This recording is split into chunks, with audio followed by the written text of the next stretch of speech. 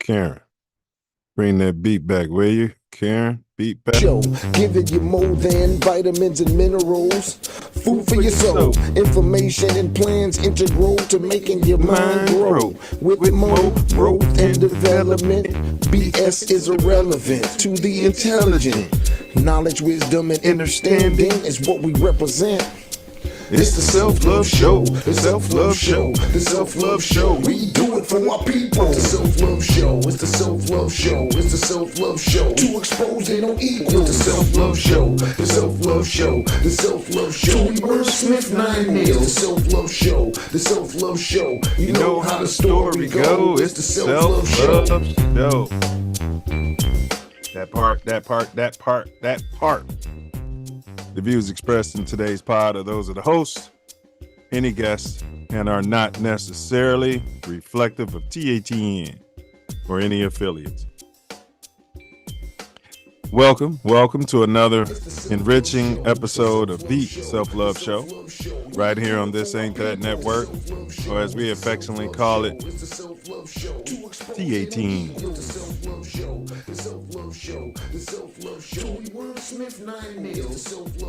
This the pod where we dive deep into the intersections of mind, body, spirit, consciousness, and culture. This is one of the co-hosts, Nine Millie.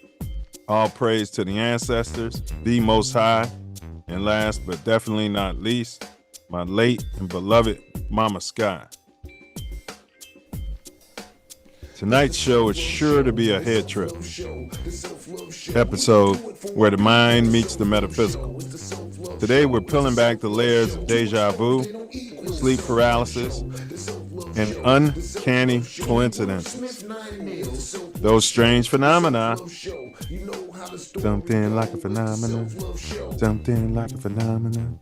those strange phenomena that seem to tug at the curtain between waking life and something more elusive out yet. Whether it's a feeling you've lived a moment before, being frozen between sleep and wakefulness, or witnessing synchronicities too precise to ignore. Each offers a mysterious signal from the depths of consciousness. Maybe, just maybe, these aren't just psychological quirks. Maybe they're hints, nudges, smelling salts for a mind that might be sleepwalking through reality. Deja vu asks if time is as linear as we believe. Deja vu asks, is time as linear as we believe? Sleep paralysis forces us to confront the fragility of control and coincidences. They dance on the edge of fate, teasing the idea that perhaps chaos carries a hidden rhythm. Okay. Well, we're going to explore the plausible science behind each experience and the cultural interpretations that give them meaning across civilizations. What role does memory play in the illusion of repetition?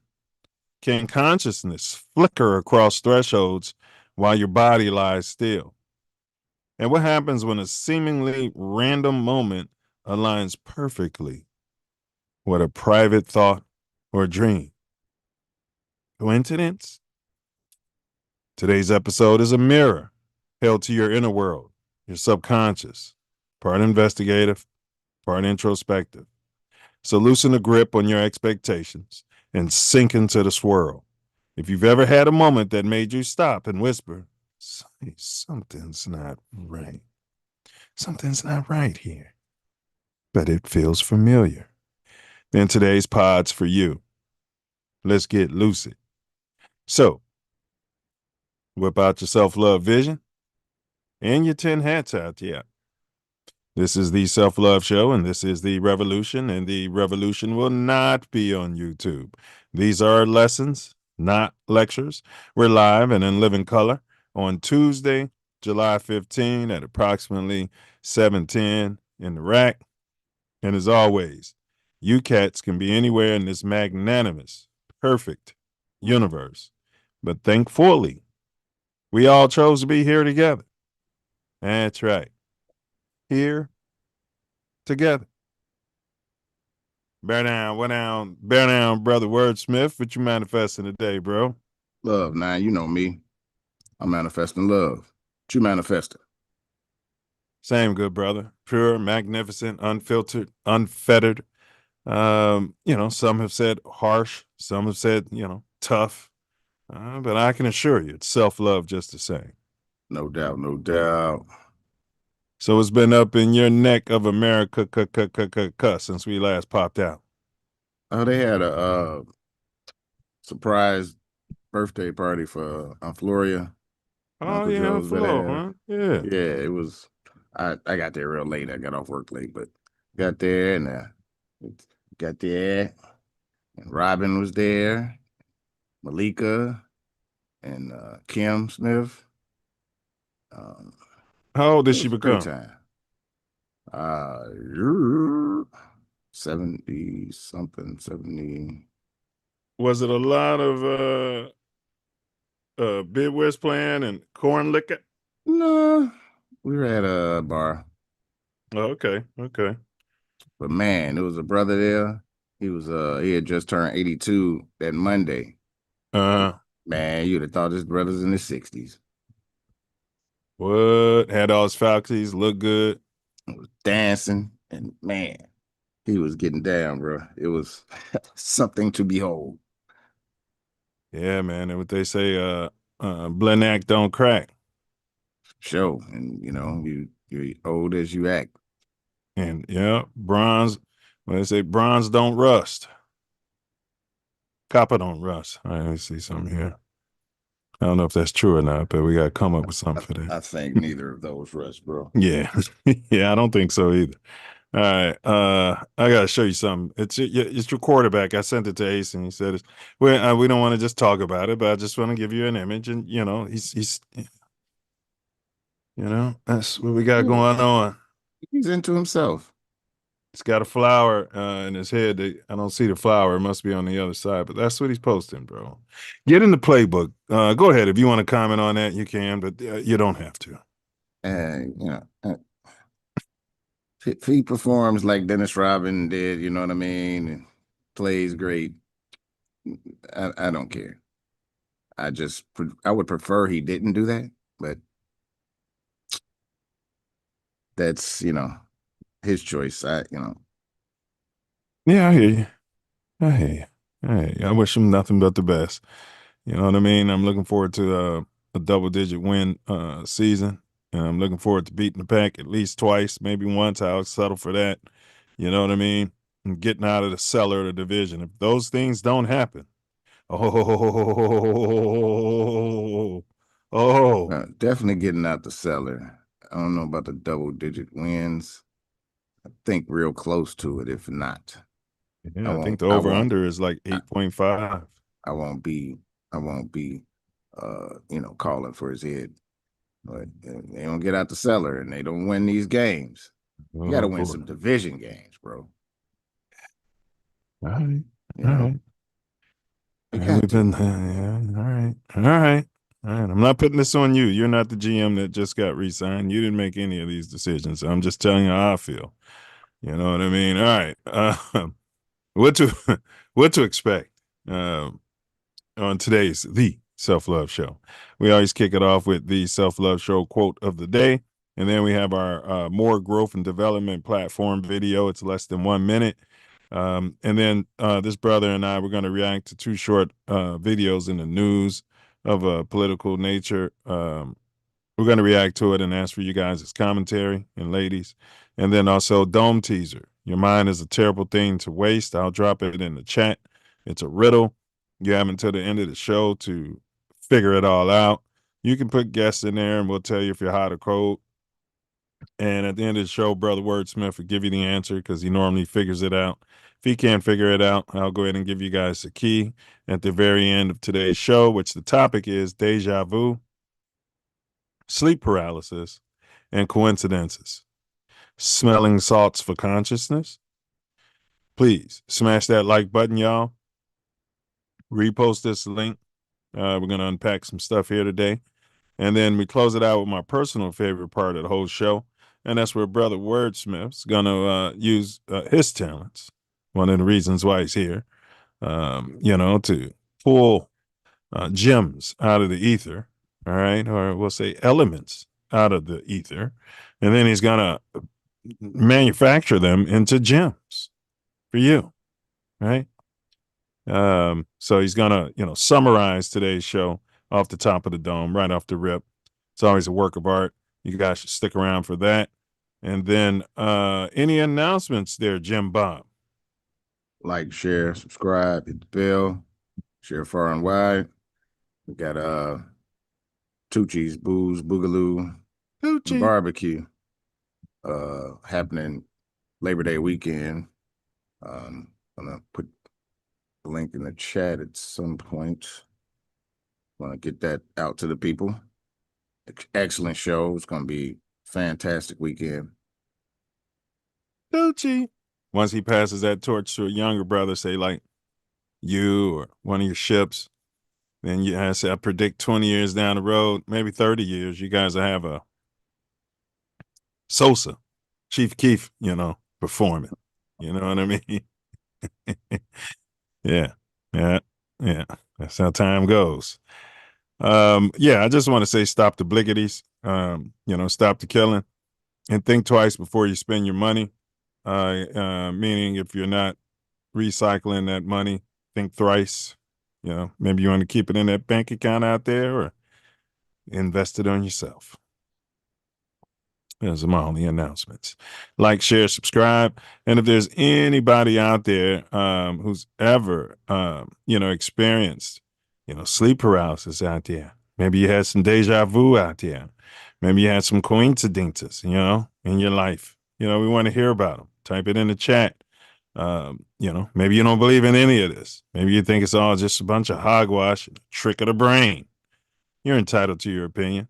We want to hear about it.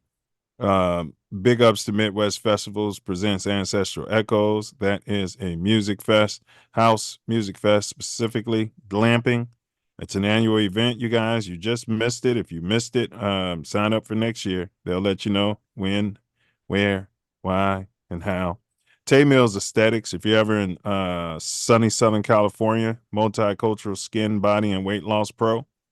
www.taymillsaesthetics.com. That's Tay, Tay, Mills, Milz, aesthetics.com. And then we got Bella B Designs 365 at Gmail. You might want to get your swag, your company stuff printed out on a t-shirt or sweatshirt, something like that. Does excellent work.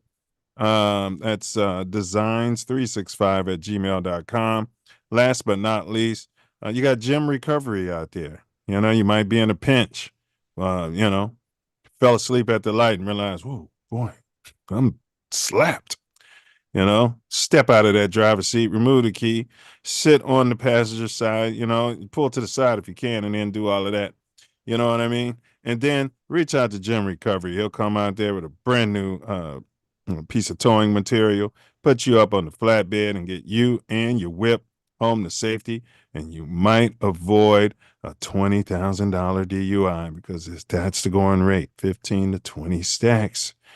All right, enough of my yapping. I'll turn it over to this brother so he can handle his business. Welcome, welcome, welcome. We appreciate y'all so much for tuning in. It's because of y'all that we do this. As always, we have a very, very important video. The Silverback More Growth and Development platform, which you're building a self-love nation off of. For that, we have the Self Love Show quote of the day. These moments, deja vu, sleep paralysis, sudden strains of consciousness, they aren't glitches in the mind's matrix. They're smelling salts for a half-awake consciousness, nudging us to ask, what layer of reality just blinked at us? Once again, these moments, deja vu, sleep paralysis, sudden strings of consciousness. There aren't glitches in the mind's matrix. They're smelling salts for a half-awake consciousness, nudging us to ask, what layer of reality just blinked at us? And that's Chat GTP. It's the AI, huh? Yep. All right, Karen. Hold on. I got it. Karen's back in business over there in Shy? Yeah, we went to the shop to get it fixed, and guess what it did? What? It wasn't broke? Yeah, it worked perfectly. Of course. Wink it. Silverback More Growth and Development Platform.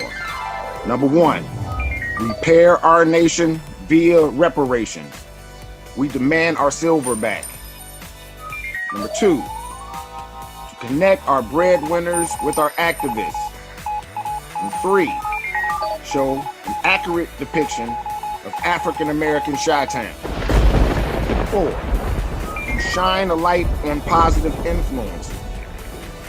5, heal our community one person at a time. 6, provide an unfiltered platform for our influencers. 7, recycle the black dollar. 8, to provide mentors for the mentorless. 9, close the gap between us and our pink kinsmen.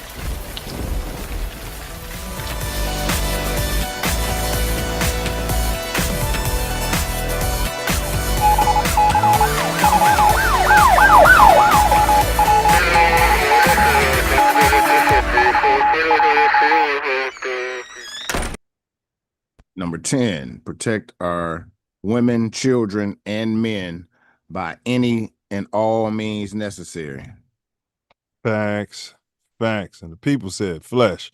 Yeah, bro. I put that riddle pinned it into the chat. For you guys to start taking a stab at it. Yeah, bro. I was getting my my Don on. Yeah, notice, closing the gap and then yeah. You getting my Don on, bro. All right. And in case you guys missed last week's show, that's where we broke down. We took the time, we sat there and we unpacked it for you. What did we unpack? Oh, speaking of the Don, how the big, beautiful law affects everyday people, immigration riots in Mexico. Yeah.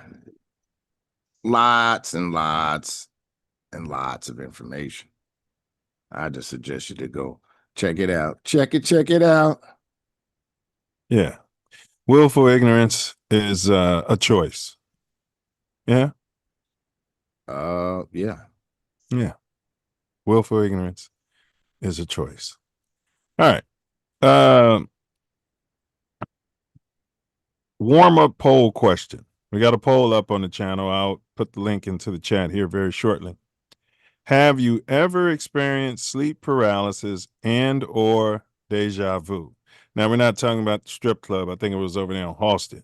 We're not talking about that. Have you ever experienced sleep paralysis or deja vu? The first response is deja vu only. The second response is sleep paralysis only. Your third response is both. And your fourth possible response is neither. All right. We ask you to participate in this poll. It's totally anonymous. We're collecting this data here. Okay. And the reason I chose these particular parts to discuss today is because when I'm asking people what they've experienced, as far as, consciousness things, these tend to come up the most. You know what I mean? There's a lot more, like people who experience supernatural, like shadow figures, ghosts, more than so-called entities, whatever you want to call them. But bro, almost everyone has told me that, deja vu or sleep paralysis. So I just thought, hey, let's go ahead and break that down. You know what I mean? See what's going on out there. Facts. All righty. All right, y'all. Let's see here. Deja vu, sleep paralysis, and coincidences. Smelling salts for consciousness. That's today's topic. That's what we're on. And Brother Wordsmith and I will let you know what we selected on that poll at the end of the show, and we'll give you guys the results. That link has been dropped in the chat. Appreciate you, Karen. All right, man. Did you see Pink Man? Da-na-na-na-na-na-na, Pink Man. Maybe I'll start a cartoon. Da-na-na-na-na-na, Pink Man. I'm not sure your creative Yeah, well, naming, your creative, yeah. Pink Man gets his FAFO update. And big ups to Fox. Big up to Fox. And I think these millennials are starting to, earn their keep around here.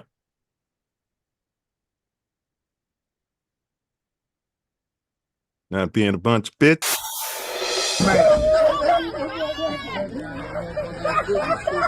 Video surfaces of a man police say might have been a victim of a hate crime. This happened after officers say an intoxicated man walked into a Marshall County club and used the N-word when referring to the patrons. Investigators say that the bar is also a problem spot. They say that they respond to it several times every weekend. Fox 13's Daniel Wilkerson is live outside CJ's Lounge on Memphis Street in Holly Springs. So Daniel, how is I couldn't write this. Or calling a victim? Daryl and Darcy, good evening to you. Good evening to you at home. They say he didn't go to the hospital until today. He believes he may have a broken jaw. Meanwhile, CJ's Lounge is now closed. Police say that they were operating without a beer or a business license. Holly Springs police say cell phone footage they provided to Fox 13 News shows a Tippah County man who has been stripped naked. They say the people who attacked him are seen pouring on him what investigators believe to be beer. Officers say seconds before, they hit, kicked, and stumped nearly every part of his body. The guy walked in and he was very aggressive. Miles Stone says he was at CJ's Lounge on Memphis Street late Saturday night into Sunday morning. Other guys in the area was listening, trying to remain calm. We asked them, they asked for him to leave quietly. But police say the man continued to call the patrons the N-word. Holly Springs police provided another video of the man outside the bar, speaking erratically, throwing what investigators believe to be gang signs. When they was scuffling and stuff outside, he was still trying to fight. He still was saying the N-word, N-word. Man, F-U-Ns, F-U-Ns. Officers say the attackers used poles and sticks to beat him. So you don't think this is a problem spot? I do not think. I think it's a positive spot. But Holly Springs police disagree. The police chief estimates they've been to some 30 calls over the last 3 months CJ's has been open. They say there have been fights, guns found inside, and a man shot in the foot. The chief tells me they're pushing the district attorney to declare it a nuisance. I'm not standing for anything like that. However, we have to live with our choices, and he made a choice by going into there aggressively, and he has to live with the choice he's made. Back out live here in Marshall County. Again, you're taking a look at that letter that was placed on the door. We should mention that police tell us right now they have a person of interest who they would like to speak with. Meanwhile, if you were here, you have information, you're asked to call the Holly Springs Police Department. Ain't nobody calling nobody behind that. Hell no. Not at all. Nor should they. I mean, we don't promote violence here. We believe in your rights to free speech. You know what I mean? I tell you what, they stripped that guy and they had him laying on his stomach and with his bum up in the air. Oh, da-na-na-na-na-na-na, Pink Man. What would possess him to do that? I don't have any idea whatsoever. I was a little concerned about that boy out there. Yeah, I mean, he didn't go in there with an AR and, shoot everybody up. He came in there just dropping in. You think it could have been drugs, or maybe he lost a bet or something? He looked very intoxicated. Even when he was standing over there doing whatever those signs was before, I'm sure that he got beat up. He was stumbling. So I've been very intoxicated. I've been very intoxicated on a predominantly Caucasian campus. And the thought never occurred to me, let me just go inside one of these frat houses and call them all kind of racial names. You know what I mean? I mean, it just never occurred to me, like and I've been extremely intoxicated, fella. Yeah, but it doesn't seem to go that way very often. We're not going places calling them, Yeah, I know what you mean. and we Yeah. don't have a central word that offends them like that. So, What do you mean? He was We got racist. words. I just won't repeat them. We got words. I Oh, mean, they don't really offend them people like that. how do you know? I've been around them, talked to them, see their reaction. All right. Well, you go walk into a bar and use these words that I'm thinking that I won't repeat in here. Why would I do that? Well, you said it doesn't offend them, so I it's said your. it doesn't offend them, but why would I do that? That's I not go the in there point. Well, not you. So you're telling me if somebody walked into a bar that are predominantly the Mongols or what do you call those guys? Hell's Angels or any one of these types of social clubs dropping all kind of C words and You're not calling even them getting devils and demons. And, are you kidding me? We're not even getting in that place. Oh, all right. We're not I don't even know who you've been talking walking to. in that place. All right. Period. I don't know who you've been talking to. They're lying to you when they tell you they're not offended. We're lying. Everybody's offended by a certain. You can't hurl insults at people and expect them not to take offense to it. I just don't see a overall word for all of them because they are they're under one classification, but they're not one people per se. Yeah, it could be said about us. That's true, but a lot of us, most dark-skinned people take offense to that word. Yeah, but I don't know. I just don't understand. Maybe it's just that we don't have that hatred in us that comes out. He was a complete That comes racist. out when we're drunk. Like, I have a feeling that comes out more than when he's drunk. Because I have seen people dogface. Everybody knows dogface. Some people get inebriated and then they see the opposition and they start hurling all these insults at them. But it's normally when they're super drunk. That's because they have a hatred that's buried deep inside. And it could be justified. It could be based off things that happen. I don't know. And then they you know what I mean? And they find people of the opposition and then they ended up getting caught up in a bad way a lot of times. So you know what I mean? So if you have that in you and you get drunk, I guess I can see that coming out. You got to have the hatred first. That's what I'm saying. Yeah, absolutely. Yeah. That's what I said. I think that comes out when he's not, inebriated. He's just not going to a bar. All yes, copper colored acting bar. like that. Right. And doing that. And they gave him several warnings. He get you one-on-one, I think he would, there's some pull it. You think he'd try to pull out. it, huh? Yeah. Yeah.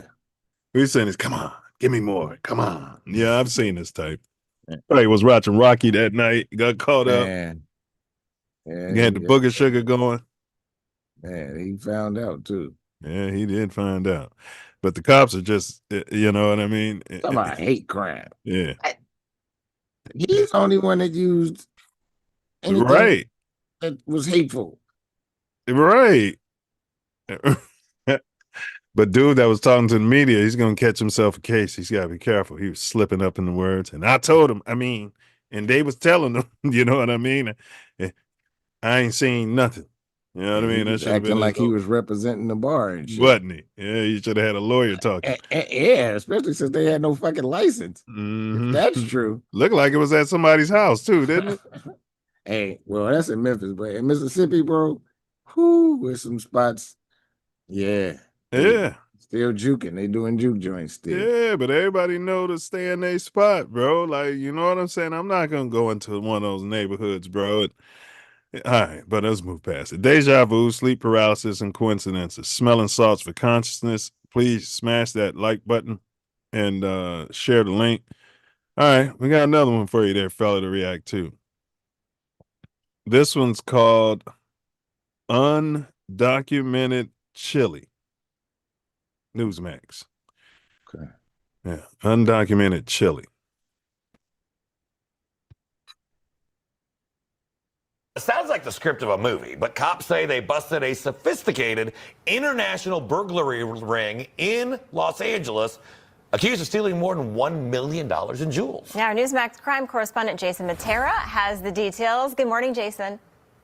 Good morning, Mark and Allison. So, yeah, this wasn't a sloppy break-in. This was a precision job. He's got the same hairstyle as Mayor BJ. On the run, and authorities believe this could be tied to a broader criminal network. Started with a rooftop break-in. Thieves sliced through the ceiling of a Glendale jewelry store, torched open multiple safes, and vanished with more than $1 million in valuables. Authorities called it a calculated and professional job, executed by criminals using elite-grade tactics, signal jammers, fiber optic sabotage, and slashed utility lines to cripple a police response. But just as they were gearing up for a second hit nearly 30 miles away, law enforcement was already closing in. We started doing surveillance. After that, we found that they were what appeared to be getting ready to do another burglary. That night, when it was confirmed that they were in fact doing another burglary in Laverne, we called local agencies and were able to get 7 out of the 8 million that we saw on scene. 7 suspects, identified as Chilean nationals, now face charges including grand theft, commercial burglary, and vandalism, among other felonies. They came prepared. They did their homework. They conducted surveillance not only on the store, but on the owner as well. It shows a very high level of sophistication. Investigators are now probing whether the crew's advanced burglary methods, like signal jammers and sabotaging utility lines, link back to a broader crime syndicate operating out of South America. We suspect that there was more burglaries committed by this group, but right now we only have confirmed 2 of them. Glendale PD is calling these arrests a major blow to organized crime, but the hunt for the 8th person and any wider ties is still on. If convicted, the suspects face up to 13 years in state prison. This is not something that you just do coming off the street. They've been trained, they've done this before. It appears that they're professionals. Mark, Allison, investigators also believe that this heist may be tied to the rash of break-ins, home break-ins targeting pro athletes that we've seen over the last year. And the country of origin, Chile, in this case, is an important detail. Chilean nationals can come to the U.S. without a visa and stay up to 90 days. So law enforcement believes, they call it crime tourism, in fact. They come here, do multiple jobs, and then try to get out of the country and go back to Chile before the clock runs out on their 90 days. All right. They'll sell anything for tourism, right? All right. Thanks, Jason. Let's ask ChatGPT. Go ahead, bro. Give me your comments. I'm looking up why Chilean nationals can come here for 90 days without a visa. That's crazy, isn't it? Yeah. Well, I'll just say I'm glad they caught them because I know they were, they were trying to blame it on somebody that from here, if they caught them, I don't know. This news stuff, it's all so much propaganda. It's hard to tell if it's a real story or when it's a real story. That's true. But it is what it is. They are, if it is a real story, then that's very concerning, I'll tell you that much. Yeah, I mean, bottom line,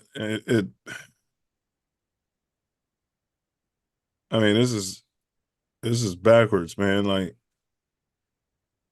they shouldn't be in the country. Period. I hate to sound like hold on a second.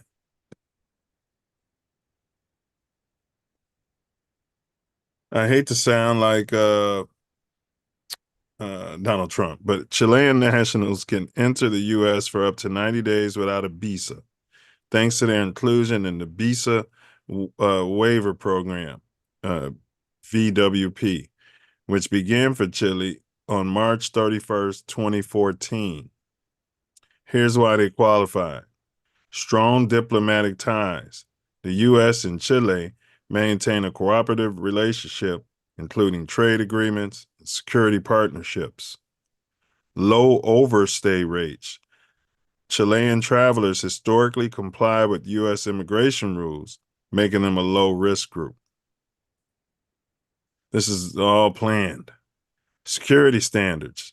Chile meets U.S. requirements for passport security, counterterrorism cooperation, and law enforcement data sharing, though recent concerns have sparked debate about continued compliance. Reciprocity. Chile allows, ding, ding, ding.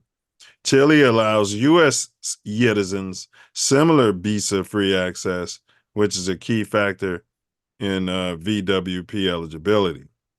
To travel under the VWP, Chilean citizens must apply for ESTA, Electronic System for Travel Authorization, before arrival. Goes back to what I said. They should be putting ankle monitors on these people. It's valid for 2 years and allows multiple short visits. There's been some political pressure to reconsider Chile's VWP status due to concerns about criminal record sharing and theft tourism. But as of now, the program remains active. There you go, fella. Wow. Never knew such a thing existed. At all. How often can they come? Can you go 90 days and then you go back? Can I go to Chile for 90 days and then come back here for a week and then apply again and go back for another 90 days? I guess I could. I don't know. I have to look. Yeah. Probably. Wow. Wow. Because it said that they could come from multiple short stints. They didn't define what short stints are. Right. Well, short stints are the 90 days. So it's multiple. So let's see. It's valid for 2 years and allows multiple short visits. Wow. Wow. Wow. Never knew such a thing. 2014. Who was in charge then? Was that Obama? What administration was that? Yeah, he was Who was U.S. president? Yeah, because he was 2014.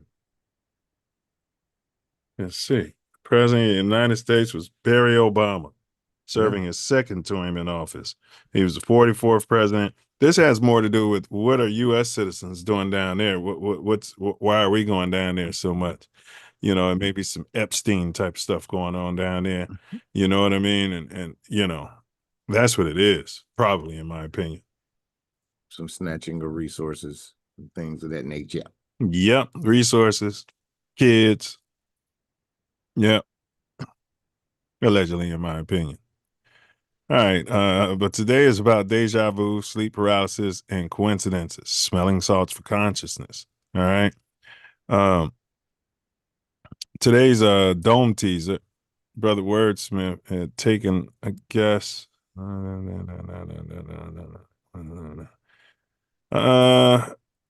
mean, you're warm, but I was surprised that wasn't the response, but that's not what they're looking for out there.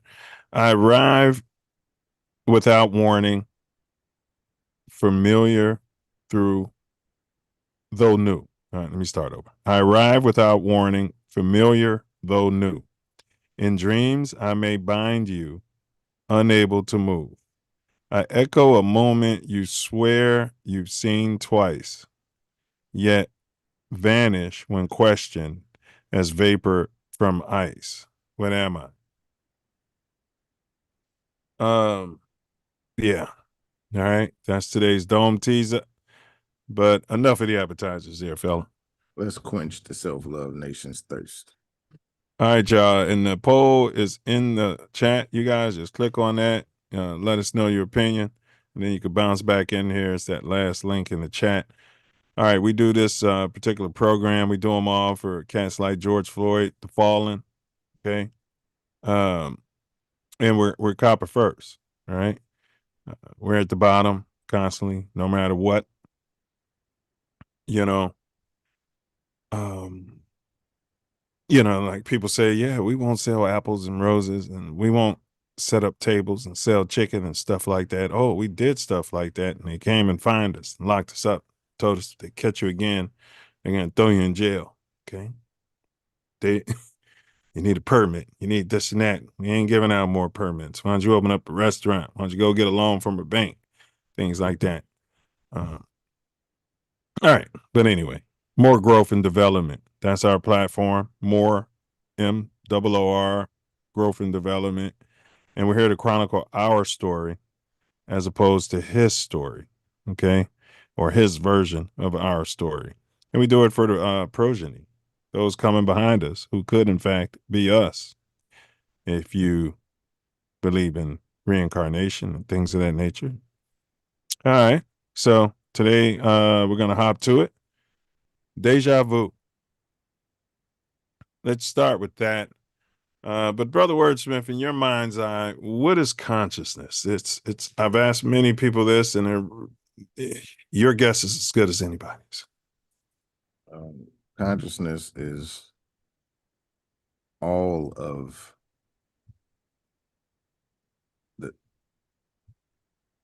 the matrix. It's all of it. An awareness of all of it?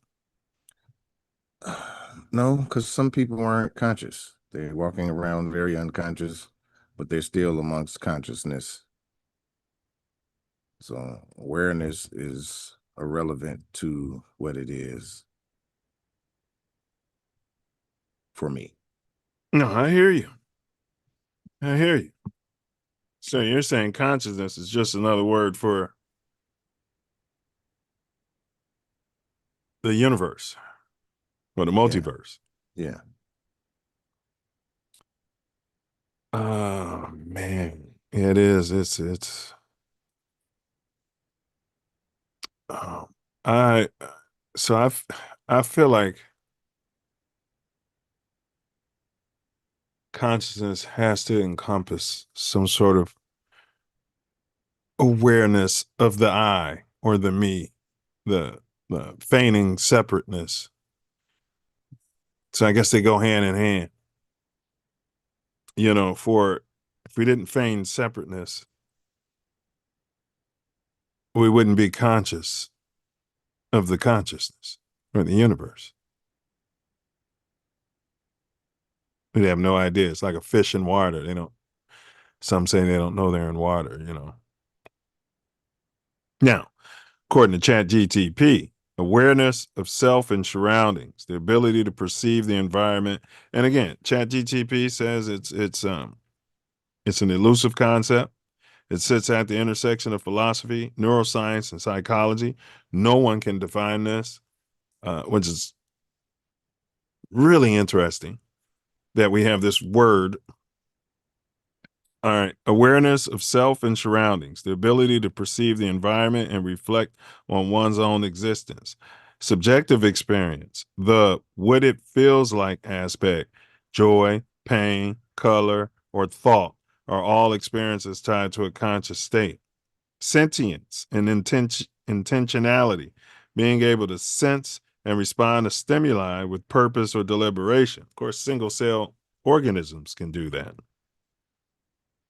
Integration of information, the brain's capacity to collect and interpret sensory and cognitive data into a cohesive sense of being. Philosophy often explores the nature of qualia, individual experience. See, I think I'm a philosopher at heart. And the hard problem of why and how physical processes give rise to awareness. Neuroscience investigates brain mechanisms like neural correlates of consciousness and how specific regions interact to produce conscious experience. Psychology studies various states of consciousness, sleep, wakefulness, altered states like hypnosis or meditation, and disorders. Some theories even suggest layers of levels of consciousness: core consciousness, immediate awareness of the present moment; extended consciousness, ability to form narratives about one's life, past and future. So whether we define it as a flickering flame of awareness or a deep ocean of mental activity, consciousness remains one of the most profound mysteries we're still trying to unravel. All right. So chat, and big ups to Stacy. Chat, what is consciousness to you? We'd like to hear from you in the chat as well. What is consciousness? All right, and then we're gonna dig into I got a video to play. But we're gonna dig into this the Deja Vu. But here's a video. I probably should just play sound. It's your boy Saguru. I don't know if I'm saying his name right. Fair use. We'll just do sound. Man, you know, they tried to ding the channel, and it was for the top. I did a video, the top 10 video reasons for reparations 2 years ago. It's probably got 20 views. Your mind. They tried to give me a strike. And Your mind has so I contested it, and they made it adult themed, you know, because it was bogus. They were saying that I was showing photos of like what's my man's name from Shy, man? He went down to Mississippi and got messed up. Oh wow. Right. I've never forgotten his name before in my life. Ever. Mamie is Emmett Till. Yeah. So yeah. And they was trying to say that I was just showing graphic pictures just for the sake of showing graphic pictures. And the whole thing was reasons for reparation. Yeah. It wasn't even was it our video? Your video? Yeah, it was it was a photo that's on Google where you got Emmett Till. He's got a picture of Emmett Till, right? How he looked beautiful, and then it's got a picture of him, I know with the exactly pumpkin head. what you're talking about, yeah. It was a TATN video. Yeah, that's what I was asking. Yeah, they tried to strike the channel. Bogus. Always. All right, but you say what? Always. Yeah. All right, this is Saguru. You know him, right? SADHGURU. I'm not sure who that is. He's an Indian dude. He's got the white beard. He wears a turban. Saguru. All right. I'll show you a picture once we get done. We're only doing sound, though. Fair use. It has so many compartments. Oh, I think I know you. Most of them have not been opened up. Everything that you have perceived, everything, even if you have perceived it unconsciously, it is still there. A few people might have experienced this, that they went to a place and it's almost like everything about it they know. So what's deja vu? It feels like you go to some place or you see somebody or some situation, it looks like you've already been there or you already known this or known this person or thing or experience or whatever. 90% of the time, it could be just a psychological process. See, your mind has so many compartments. Most of them have not been opened up. Hold on. That was him. I just want to, I don't want to go too far with it, but. Most of them. Do you know people become schizophrenic? And there have been people who have over 30 different personalities. Do you know? Over 30 personalities who play 30 personalities full scale, with total detail, without any hassle. Not just 30, if you want you can play 3 million, because the mind is so elaborate. If you open up all, if you want to play 3 million roles, you can play 3 million roles. But it's happening as a disease, so it's a problem. If it was happening consciously, there was no problem, isn't Like it? actors. And many people are playing roles consciously too, Yeah. isn't it? So, there are many, many, many spaces in the head that you don't know. It's one thing with your mind is everything that you have perceived, everything, even if you have perceived it unconsciously, it is still there. You're just walking on the street, you're driving through the streets at 70, 80 miles per hour, most of it you think, you don't even notice it consciously, but everything that the camera of the eye sees, it captures and it's stored forever. It may not be consciously there, but it's all there. The same goes for all the five senses. Every sound that you heard, every smell that you smelled, every taste that you have been tasted and everything that you have touched and felt, it's all recorded and kept, and a large part of it is unconscious. Because there is so much information inside, it could match up with almost anything that you see in the world. And it could make… if you're gravitating towards something, the mind can create this illusion that you've already been there, because it has all the information needed to create a scene like that.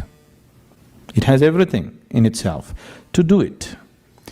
So I would say 90% of the time it's a psychological process.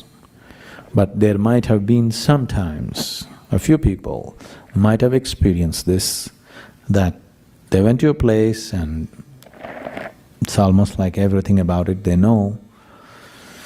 That is a real deja vu.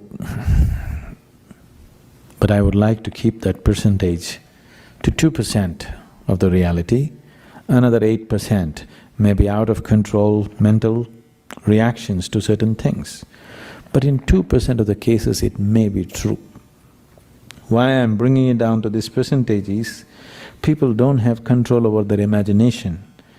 And if they like something, to assert that, they will create so many things in the background of their mind, which is all a psychological process, which is of no consequence. But sometimes it could be true that it is so. Is there such a thing? Yes, there is. But most of the time, I would say 98% of the time, I would advise you discount it. You just discount it as a psychological process, otherwise you will see, once you start believing in it, you will see it'll start happening to you everywhere. That means you're really going off control.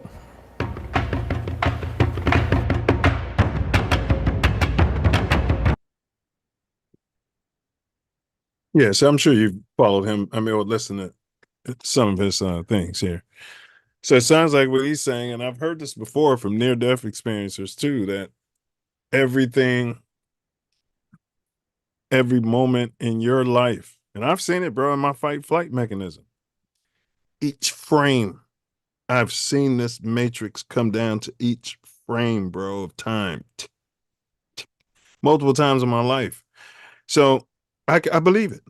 I believe that all those neurons, I believe that every experience, or else why are we here? Every experience we've had, we remember at a subconscious level. It's stored on our souls. And the DNA probably, huh? Interesting. I'm not Mm-hmm.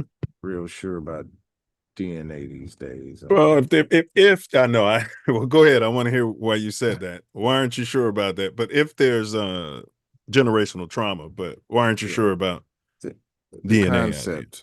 The concept that they are using it through, they're using such a slight piece of it and trying to make so large assumptions, and I'm not sure they truly understand it. So is it printed on the DNA? Could be. I mean, I guess these vehicles are unique. Yeah, I guess what we're doing is like a car trying to understand, right, itself. Yeah. Well, understand that we are more than just a vehicle. We are the power behind it. They are the energy that makes it relevant. And that energy is that consciousness that you were talking about. There's an energy, like they told us that it's atoms, but there's an energy that's fueling those atoms. So consciousness to me is all of it. Me, you, everybody. The whole everything. matrix. Yes, the whole matrix.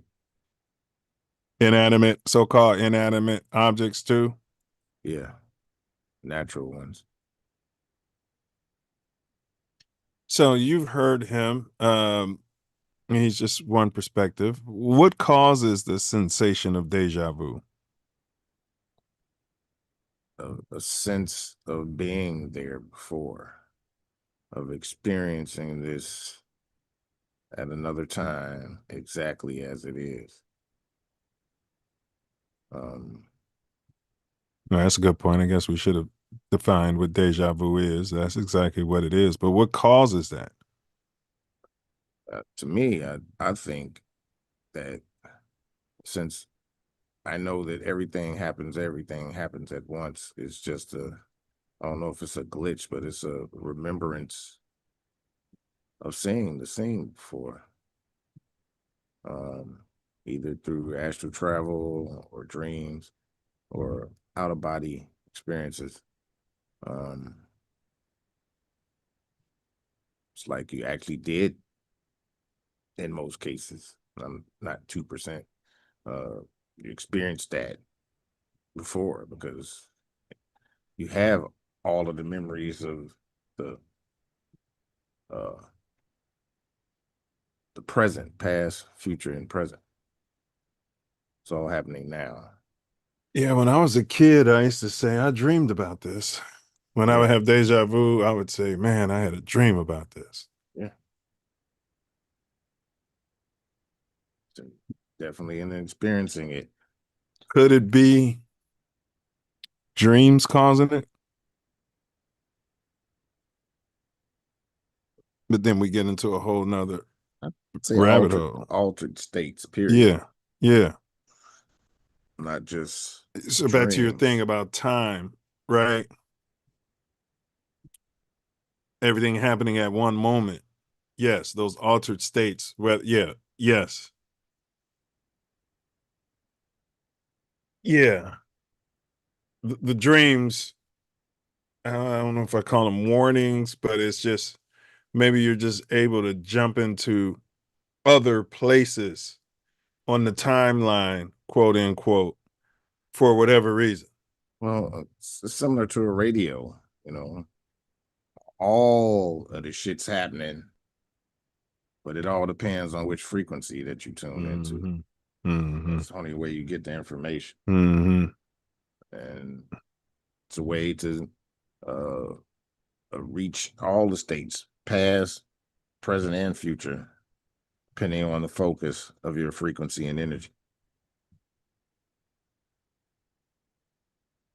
Now, one scientific theory is dual processing, where your brain receives sensory input in two waves, one slightly delayed. The second wave feels familiar because your brain mistakenly interprets it as a memory, even though it's happening for the first time. I mean, we did a show on the two brain theory. Yeah, that's interesting concept, isn't it?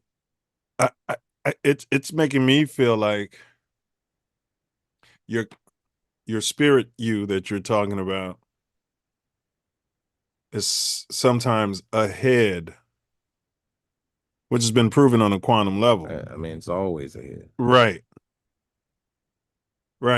Because it takes time to process the senses through the brain to get this illusion that we see, smell, hear, and taste. So, yeah, it's always ahead.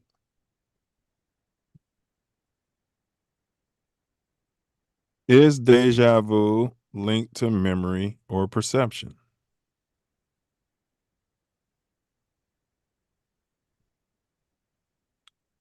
Tell you what, these gnats love beer. Oh, both. Go ahead. Oh, yeah, they do. Yeah. Oh, yeah, they do. I could set a gnat trap using beer. Definitely. Mm-hmm. Definitely. Yep. Leave a little corner of beer in the thing. Mm-hmm. With a little sticky thing up in there. It's yep. Yeah.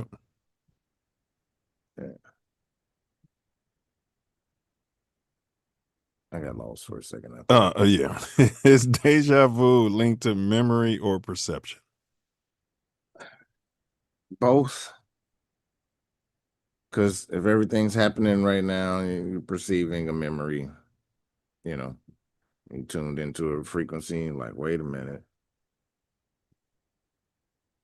I've seen this before. I've done this before. So, perception and memory. Yeah, man, I've had it on the basketball court senses of deja vu, bro. Like, there's a hologram theory, which right up your alley, suggests that your brain accesses a fragment of a past memory without fully retrieving it, creating a sense of familiarity. Meanwhile, divided attention theory proposes that your brain subconsciously records details while distracted, making the moment feel familiar when you refocus, right? You're sitting here now, there's stuff going on in the background, and you're not consciously paying any attention to it. If the exact or something similar happens when you're focused on it, you'll be like, wait a minute. To me, it's like a coincidence. There are no coincidences in deja vu. I mean, it's real. It's not a coincidence that you say, hey, wait a minute, I've experienced this before. Yeah. Yeah. Can it be a sign of neurological activity? I mean, it definitely is. I mean, all the perception is neurological. That's true. Because all of the senses, it takes all of the senses to create this illusion that's in front of us. Or the reality. Not all of the senses, because some people don't have all of them, but all of the ones you have are used as guidance through this. Yeah. Yeah. Well, if the illusion is the only reality we got, it's the reality in this realm. Yeah. Yeah, but it's funny what he was talking about people with epilepsy, because I've always felt like, I mean, not epilepsy, but multiple personality disorder. That's always boggled my mind, bro. Schizophrenics and stuff like that, bro. Like, every one of their characters isn't crazy, and everything they say is not crazy, bro. My brother from another mother, man, when I had hooked up with him in Hyde Park, and I had called some lady the B word, just talking in jest, and he was looking at me like I was Satan. You know what I mean, bro? You know what I'm saying? And it gave me pause to cause. Like, he's right. You know what I'm saying? As crazy as everybody says he is, what is crazy? You know what I'm saying? Like, but people with temporal lobe epilepsy sometimes experience deja vu, allegedly, just before a seizure. And I've heard about this. This suggests that deja vu may be tied to how the brain processes memory and familiarity, especially in regions responsible for storing and retrieving experiences. Could the deja vu be causing the epilepsy? Triggering it? I don't know, because I'm not exactly sure how epilepsy is triggered or whatever, but it seems to reset the brain. It seemed like it's a hard reset of the brain. And then it takes coming back, getting all of the senses back, because those seizures is like it clearing the cache. It shuts it down. It shuts down the whole system. Yeah. Hard reboot. Yeah. Like Control Alt Delete. Yeah. Yeah, because remember when they separate the brain, when they sever the thing that connects it, it stops the seizures. Yeah. Stacy said, I believe that some mental illness, she's got mental illness in quotes, is not that at all, but a different level of consciousness. Agree, because I think those people are talking to somebody. They're talking to some entity that they can see. A lot of them. Mm-hmm. We can't see it, but they can. She said, in my experience with someone with epilepsy is they are deep in their inner self without filters. The mind and brain are different. The Absolutely. mind and brain are different. Your mind is not in your brain. Your brain is a tool. It's a device. It interprets all of the senses to make what we see. But your mind, to me, is your soul. Well, I think the mind is different from the soul. That's the Trinity. Mind, body, which would be the brain, and soul. But that, I'm not, I'm not saying you're wrong. I'm just saying if your mind is your soul, I don't know. I don't know. I don't know. I have to think about that. Yeah, Because I do hear, I do accept that your mind is different from your body. I mean, your mind is different from your brain. I do accept that. Most people assume when you're talking mind, you're talking brain. The brain is just a physical. Yes. Device that interprets. It's a For your mind. Yeah.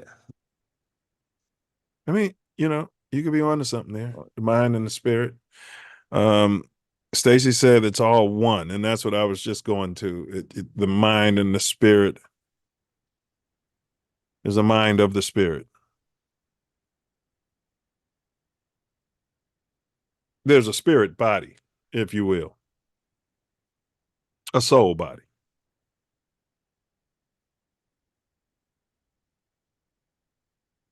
If you will.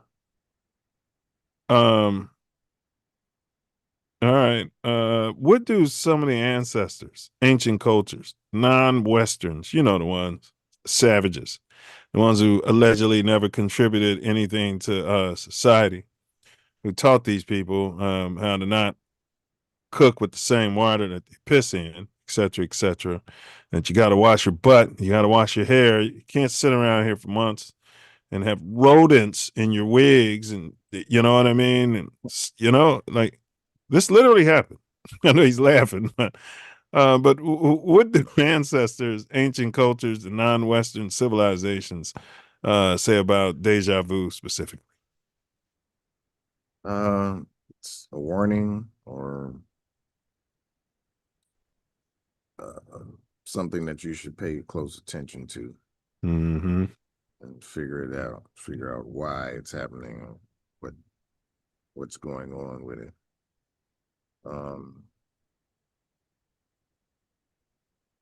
Divine sign, prophetic memory.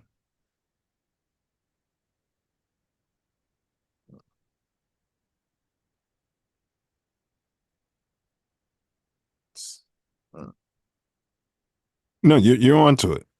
As a spiritual signal, right? Deja vu is seen as it was seen as a spiritual signal. It wasn't seen as a wacky misfiring of the physical brain or anything of that nature. A moment when ancestors or spirits are trying to communicate, it's not just a mental hiccup. It's a message from beyond, guiding or warning the individual. These experiences are often treated with reverence and seen as part of a larger spiritual dialogue. And you remember in the movie The Matrix, which we got running on a loop behind me. You remember when Yeah, they said it was a hiccup in the system. a glitch in the matrix? Yeah. It was a warning though. Remember, it was like that means the agents are coming in that realm. Yeah. Right? Because he saw a cat. He was like, man, deja vu. He was like, what happened? He's like, I saw that cat. You know what I mean? We got some chat. And Our then they body restarted the system. They changed something in the system, so it did a little jerk, so that the little agents glitch. could pop up on them. Right. You're right. You're right. But the I fact think at that that point in the movie they changed the structure of the building, so they did they couldn't go their route. So it was a straight update to the system. patch. It was a patch. Yeah. And they couldn't exit the way they were gonna exit. Yep, you're right. And the fact that Neo, you got to be aware to be catching that though. You got to be paying attention, be catching that, bro. Because nobody else caught that but him. Our body is one entity, but each part works together. There's a scripture. Let this mind be in you, which is in Christ Jesus. The mind, spirit, and soul are all interconnected. I was told that it is a memory from the ancestors. Deja vu. I heard that too. But that ancestor, to Brother Wordsmith's point earlier, could be you. Subconscious. Yes. Because it holds all of your memory from every incarnation. Yes. Yeah, but I don't think Christians believe in reincarnation except for Christ. There's right. The scriptures that talk about it. So I mean, they hide their head in the sand. It talks about a lot of stuff that they don't pay attention to. A lot of stuff. In many indigenous cultures, a deja vu is seen as Eastern philosophies and past lives. In traditions like Hinduism and Buddhism, deja vu is linked to reincarnation, that eerie familiarity. It might be a memory echo from a past life. These philosophies suggest that the soul carries impressions across lifetimes, and deja vu is a glimpse into that continuity, a karmic breadcrumb trail. Yeah, it's breadcrumbs, man. They all over the place, bro. And so somebody drop breadcrumbs around your house, if you don't pay attention, you won't even notice them. Yeah, because the ants will eat them, or whatever coming along will eat them. You don't pay attention to them, they will disappear. Now, wacky Western culture says deja vu is typically viewed through a scientific or psychological lens. It's often considered a memory processing error, a benign anomaly that sparks curiosity but not spiritual significance. Still, it's a popular theme in fiction and film, often used to hint at alternate realities or hidden truths. That's what the guru dude was saying. Interesting that he would say that. Doesn't have a Western he was philosophy. saying 90% though. He said he would 98%. Yeah, 98%. Yeah. But you're right. I know he was pushing that. He's probably been compromised. He's got all those viewers. He's at this point. He's got people advertising on his. You know what I mean? He gets paid to go sit down. But bro, yeah. People often ask me then, why would the West? Why would our science? And I want you to answer it. Lie to us about all this stuff. Because they want to keep you a slave. They want to keep you locked in your box. They don't want you to know the amazing things that you can do.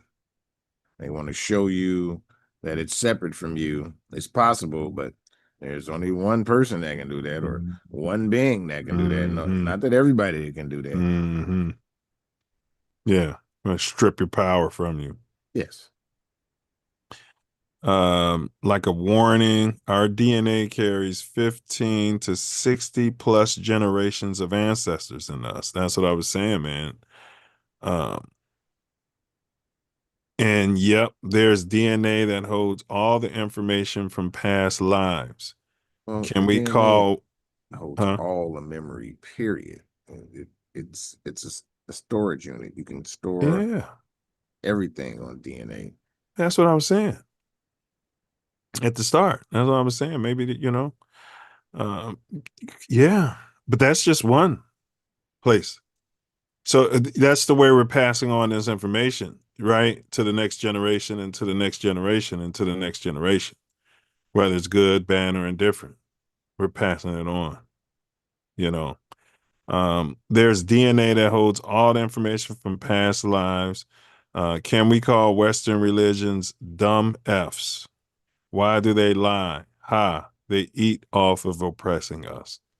Yeah, but how much food do they need? Well, they need for us to not know and grow into who we are supposed to be. So but why? That's if they use their because- power, we use our power, everybody's happy. Because their power is less than ours. And they're scared that we will do the things that they've done to us. Karma. They really fear that. Yeah. Yeah, and Stacey said they're greedy, and which is it's a childish mind, Children of the earth. Yeah.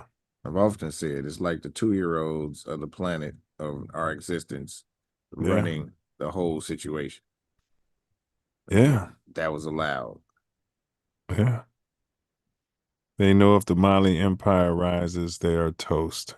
That's what they feel. It's exactly what they feel. Yeah, bro. Yeah, I've been saying that too, man. Tell you how many times that man has made me cry. Hold on. I've been saying that my whole life too, bro. That it's like the adolescents are running the world, and they're trying to tell all these people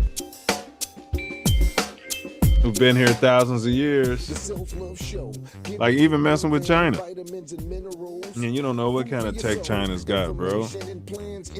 They've been to themselves for so damn long. And I think they're just smart enough because they're not as greedy. They don't sell all their tech to the world. They jack everybody's tech too. Yeah. Reverse engineer it and jack it. Yeah. Yeah. Shit, if you sell your stuff in China, it's made in China. Right next door to where you got your facility, they got their facility for the alt. Same quality. Everything. Got Nike over here. Yeah, you got Mikey over there. Yeah. The end's a little different, but it's still Nike. Yes, y'all. We don't stop. Self Love Show rocks on. As y'all know, we have this point in the show where we have some very edutaining videos for you to check out. We thank you. We're so grateful for your presence. And we will be right back at you.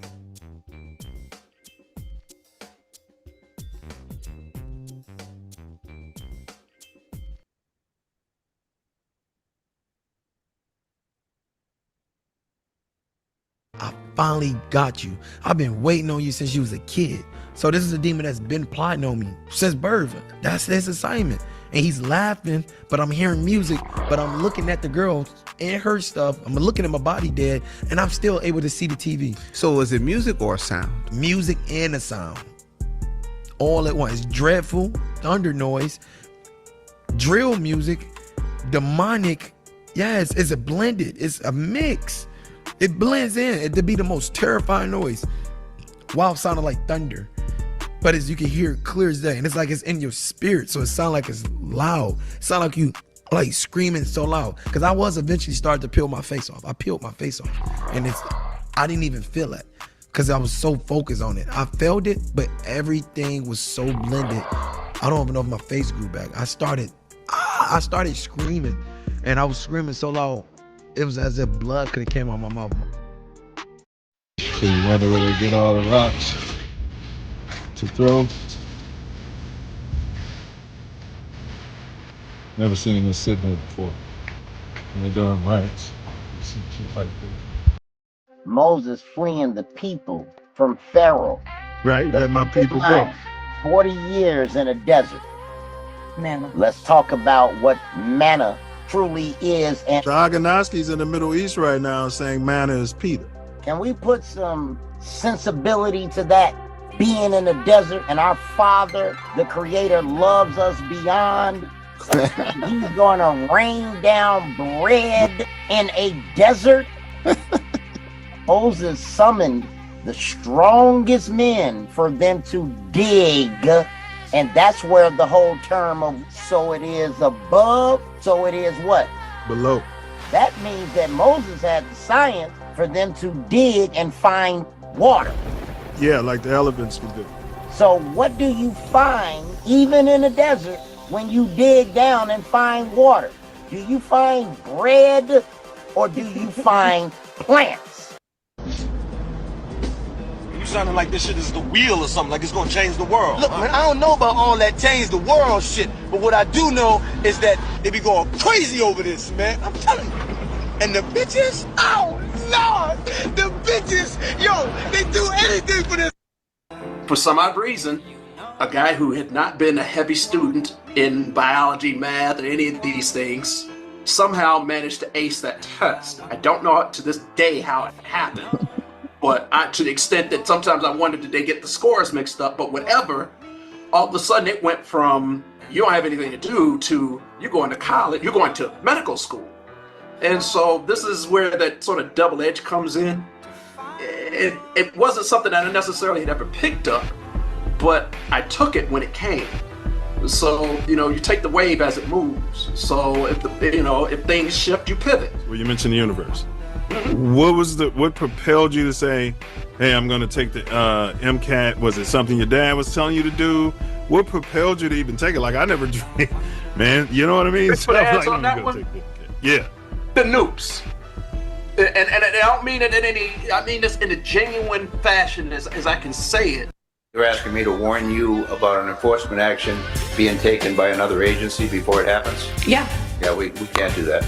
Why not? That would be obstruction of justice. You may want to talk to the city attorney. Air quotes expert. Because we don't want to hear what they have to say. We're like, no, we want what we want when we want it right now. But see, sometimes that right now is not the right time.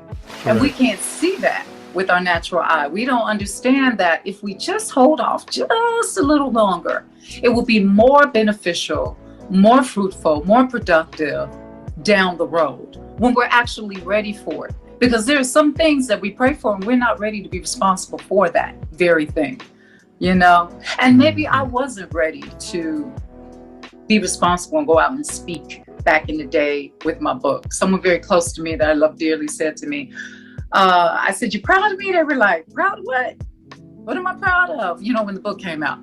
Because you could have been saving or helping people a long time ago if you hadn't procrastinated. So a part of me was like, wow, they're right. But then a part of me was pretty much the way you said earlier. Hey, look, the time is when the time was.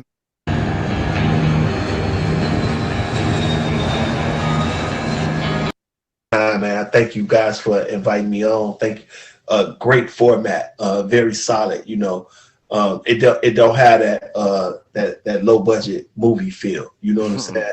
And we get that a lot in the Black community, for real. Like people look at us to be fuck ups. They look at us to be low budget. They look at us to be ignorant, stuttering, and use a whole bunch of and all of that. But no, they got the real deal on here. That everybody know who Torian Mills is, baby. They know. Hey, well, bro. They're so ignorant. Ignorant. Hey, but this platform's your platform. This platform's my platform. From Inglewood, California to the Chicago, South Shore. Crazy thing about it. This platform is made for you and me. It's made for you. The crazy and establish this Constitution for the United States of America. I was trying to get out the end of the preamble, but go ahead, bro. Yes. Don't stop. Self Luv Show rocks on. on and on and on. Welcome back. Weren't those videos beautiful? Edutaining? Were you not edutained? So happy you're here, and your presence is a blessing to us. Self Love Show, Deja Vu, Sleep Paralysis, Coincidences, Smelling Salts for the Consciousness. Yeah, I was gonna say breadcrumbs. But similar concept. Facts. All right, let's get into it. Back into it. Broken 4-year-olds that got bullied running the world, shaking my head. That's Stacy's description of the Western colonizers. Yeah, it sounds about right. Sounds like she's describing 12 too. A lot of them were, bullied. All right. Sleep paralysis. Let's go ahead and step to that portion or that segment of this pod. What exactly is sleep paralysis, and why does it feel so intense? Well, there are a number of sleep paralysis. One, from my understanding, is when you're about to have a stroke. It's a precursor to a stroke and a straight up warning to get to the doctor. Really? Yeah. Never heard that one before, but go ahead. Go on. Be Humble he woke up, sleep paralysis. He couldn't move at all. Couldn't do anything. Then he fell back to sleep. And then he woke up and everything was normal. And he went to work and had a stroke. A massive stroke that day. Really, bro? Yeah. And when he said that, the doctor was like, that happens. Like they have data on that. Yeah. But they don't tell people that. No, until after they have a stroke. After the fact. Yeah. Right. I mean, it should be a known thing. It should be. Yes. When you can get up and move around, and you need to go to the doctor. There's studies where, you need to call the ER. The ambulance. There's studies that it's sort of a sidebar, but it deals with neural. People get like brain injuries, whether it's what's that one where they shake? Parkinson's. Yes. A lot of them they work with certain types of chemicals. They're painters, or they're cleaning people, or whatever job they were doing, they were inhaling those chemicals from Big Monsanto or whoever's. Yeah, bro. And it's damaging your brain, bro. Yeah. They're not telling you that either. Ooh. Most of these foods and dyes and all that shit is damaging your brain. The brain is very necessary. Yeah, sleep paralysis is when your mind wakes up while your body remains locked in the sleep state. You're conscious, but you're unable to move, speak, or react, and often experience vivid hallucinations or a heavy presence. The intensity comes from your brain being caught between two modes, dreaming and waking. So that's what they tell you at places like Drop Dead Gorgeous, William H. Ray School. What they tell you at places like, University of Illinois, things of that nature. That's the dogma behind sleep paralysis. Why? Why do people often feel a presence during sleep paralysis? Now, let me say this before you get into this. I'll ask people, young people, and they tell me they've experienced it, bro. And often, many of them, they'll say there was a dark presence, either in the corner of the room or standing on the bed or even laying on top of them, bro, like holding them where they can't move. So why? Why do people often feel a presence during sleep paralysis? Not quite sure. I think some of the sleep paralysis is predictive programming. I think some of it is learned behavior, and because they're told what's going to happen and all of this, it occurs. I think a lot of it is real as well, though. And I don't know. Caught between two modes. Have you ever experienced it? I have not. Do you know anyone? You do know someone firsthand. You said be humble. Yeah, my cousin. You know anybody else? Well, the pastor spoke about it. Sure did. Bryant sure did. Yeah, he spoke about it. Yeah. And that was an entity, Yeah, saying over presence. them. Yeah. And I find though, I feel like it happens with your pinks and your whites more than your melanated. At least that's what my data has presented. But I don't know. Like, if I ask, like, man, bro, I'm telling you, bro, like, a lot of white people are experiencing sleep paralysis, bro. Yeah, I mean,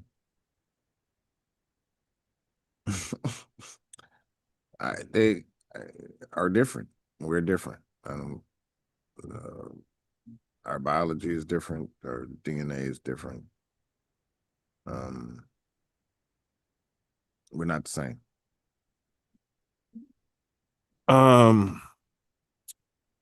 The mind, still partially in a dream state, can project fear outward, creating shadowy figures, looming entities, or a sense of being watched. It's your brain trying to make sense of the frozen state and tapping into deep primal fear. I've seen shadow entity walking down Baldwin, and I wasn't asleep. Shit, we heard the echo when we was on the back. Who was on the patio scream with of us? death. I'm not sure. It was like four of it. It was me and you. I know for sure it was. I know it was me and you. Big Mark. I feel like Big Mark was there. Yeah. Oh, I'm almost sure Big Mark was there, bro. So yeah, think of the guys that would have probably been around. Maybe Ant. But it was like five. Chuck was there. Yeah. And yeah. It was like five of us, bro. And we heard this mind curdling scream, sounded like it was right on the other side of the wall. It sounded like it was right 2 houses over in the alley. Immediately hop over, see nothing, hear nothing. Well, I mean, hop on top of the wall where you can look. Yeah. Yeah. So this presence, bro, according to science, it's because maybe you're waking up in the middle of REM and somehow and you and you can't move. Yeah, there's speculation is, I just dislike when they make speculation seem like it's factual. I dislike it too. And a lot of times the speculation sounds more moronic than the wacky conspiracy theory. Well, you got many people telling you they'll call out to whoever they believe in, and then it ends, right?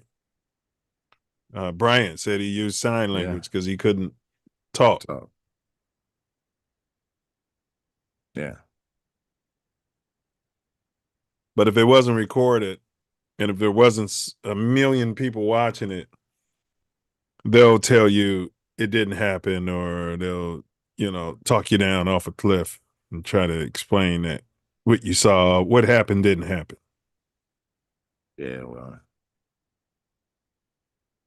I don't deal with those things like that. Can it be triggered or prevented, do you think, sleep paralysis?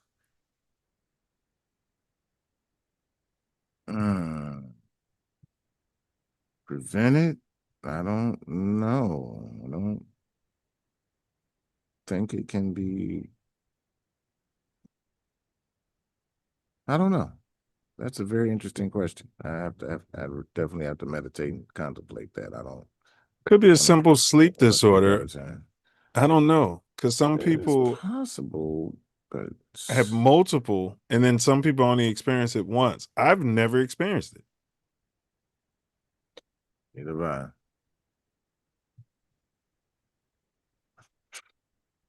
You know, it seems like if the wacky scientific explanation was real, more people would experience that. I have a feeling that they, like you said, there's a lot more people that experience that, but it's not advertised or anything said. Yeah, man, it blew my mind. I mean, people like, I'll ask a question, have you ever experienced anything supernatural, anything you can't explain? No, I mean, just sleep paralysis. I mean, like, but that's not, you know what I mean? That's not normal. Right. Right. And I'm like, man, as far as I know, but I think if you're in a certain culture where a higher percentage of them, then it probably is normal. I mean, if it happens to everybody in your circle, then Correct. it is. It's normal. A lot of Latinos and Latinas experience it more so than us. I mean, I need to start taking better data, get some spreadsheets going. But factors like allegedly sleep deprivation, irregular sleep schedules, and heightened stress can increase chances. Creating consistent sleep routines and lowering anxiety before bed can help reduce frequency. It's less about eliminating it entirely and more about creating conditions that lessens its grip. Wow.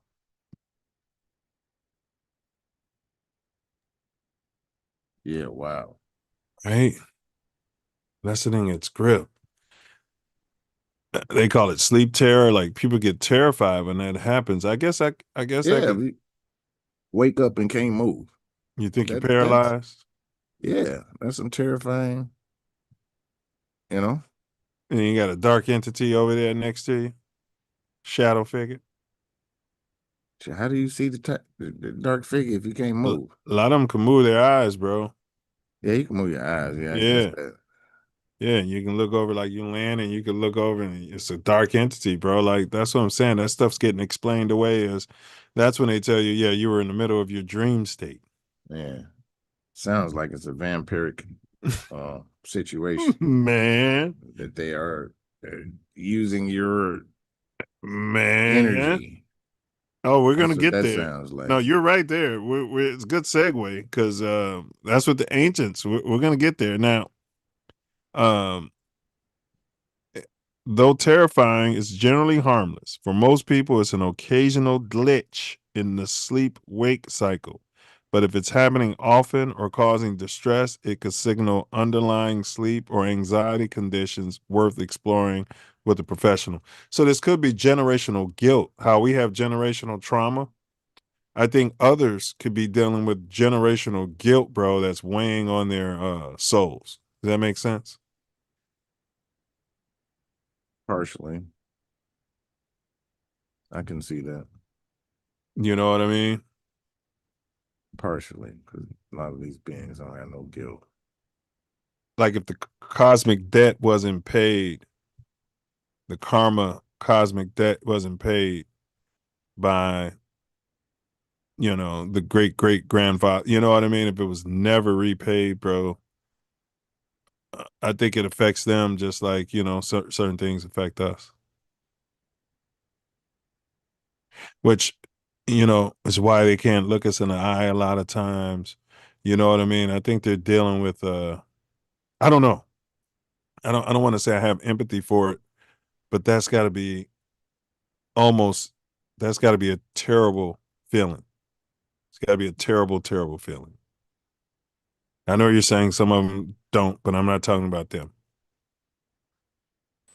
I woke up and I couldn't move my body, and it scared the living daylights out of me. It was just such a frightening experience. These two women recount the frequent frightening experiences that happened to them in the middle of the night. I mean, I remember laying in bed, probably as young as like 5 years old. Yeah. And just being consumed with fear and just literally screaming out for help, but nothing was coming out. Both say they suffer from what's called sleep paralysis. I've had episodes where I felt like I was flying to the sky, and I could see the stars. I went into the water. Sleep paralysis is considered a parasomnia or sleep disorder. It's characterized by the temporary inability to move or speak while waking up or falling asleep. The condition can feel something out of a horror movie. So much so, it's even been featured on the Netflix horror series, The Haunting of Hill House. Predict this Did you wake program. us up from a dream like that? And sleep paralysis has From a dream like that? Wake us up from a dream. Would you wake us up from a dream like that?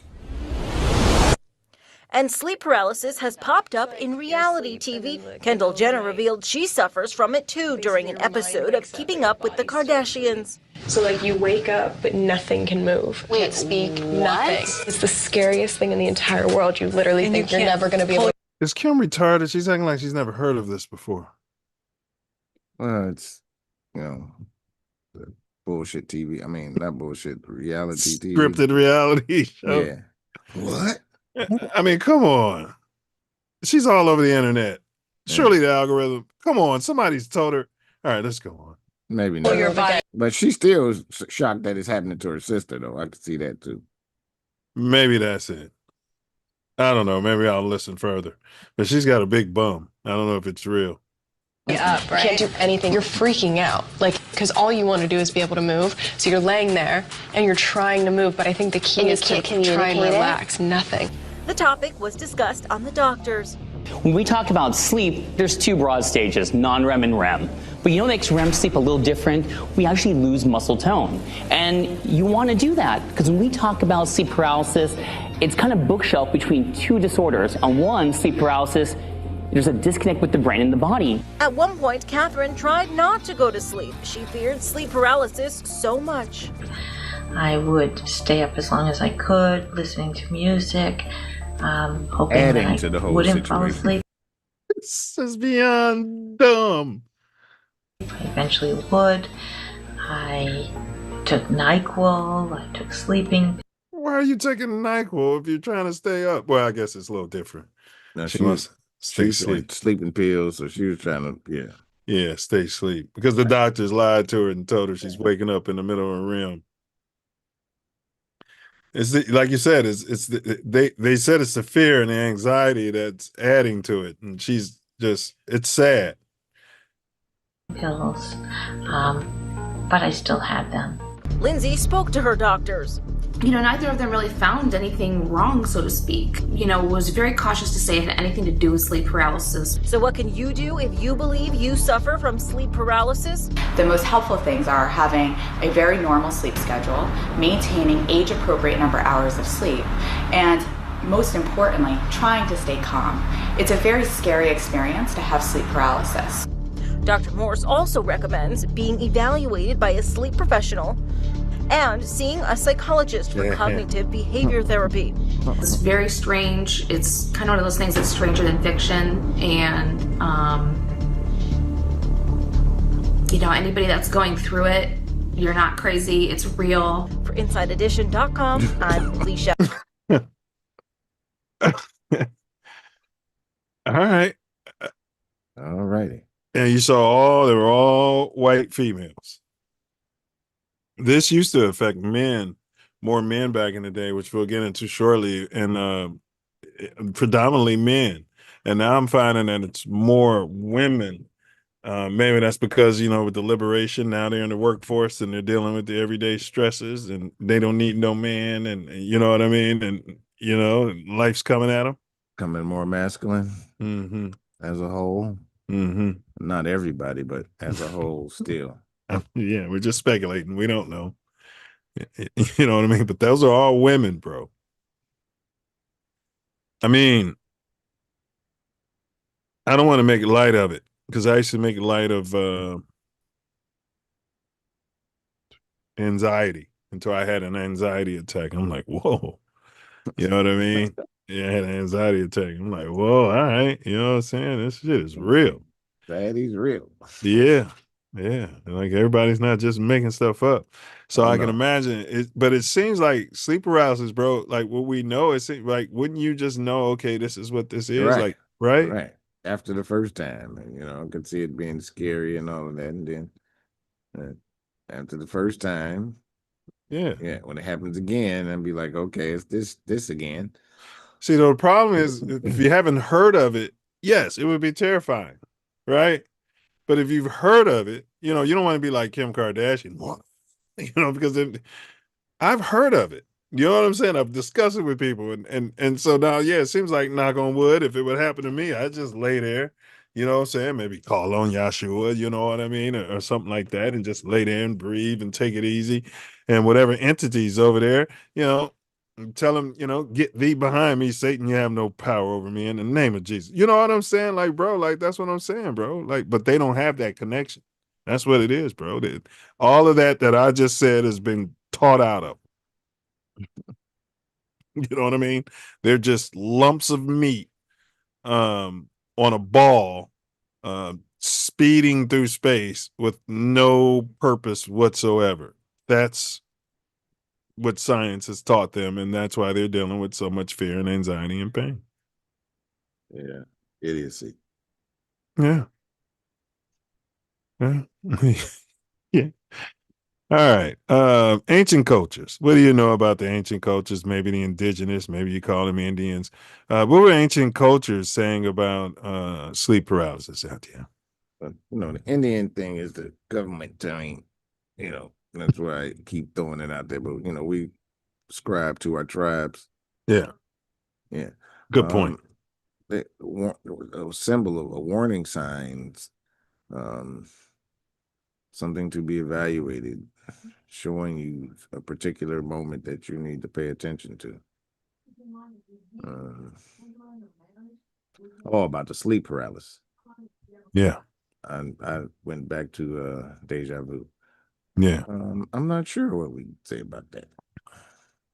Well, they did know or saw it. They saw everything as a spiritual or supernatural event. It goes back to your original statement about consciousness. You know what I mean?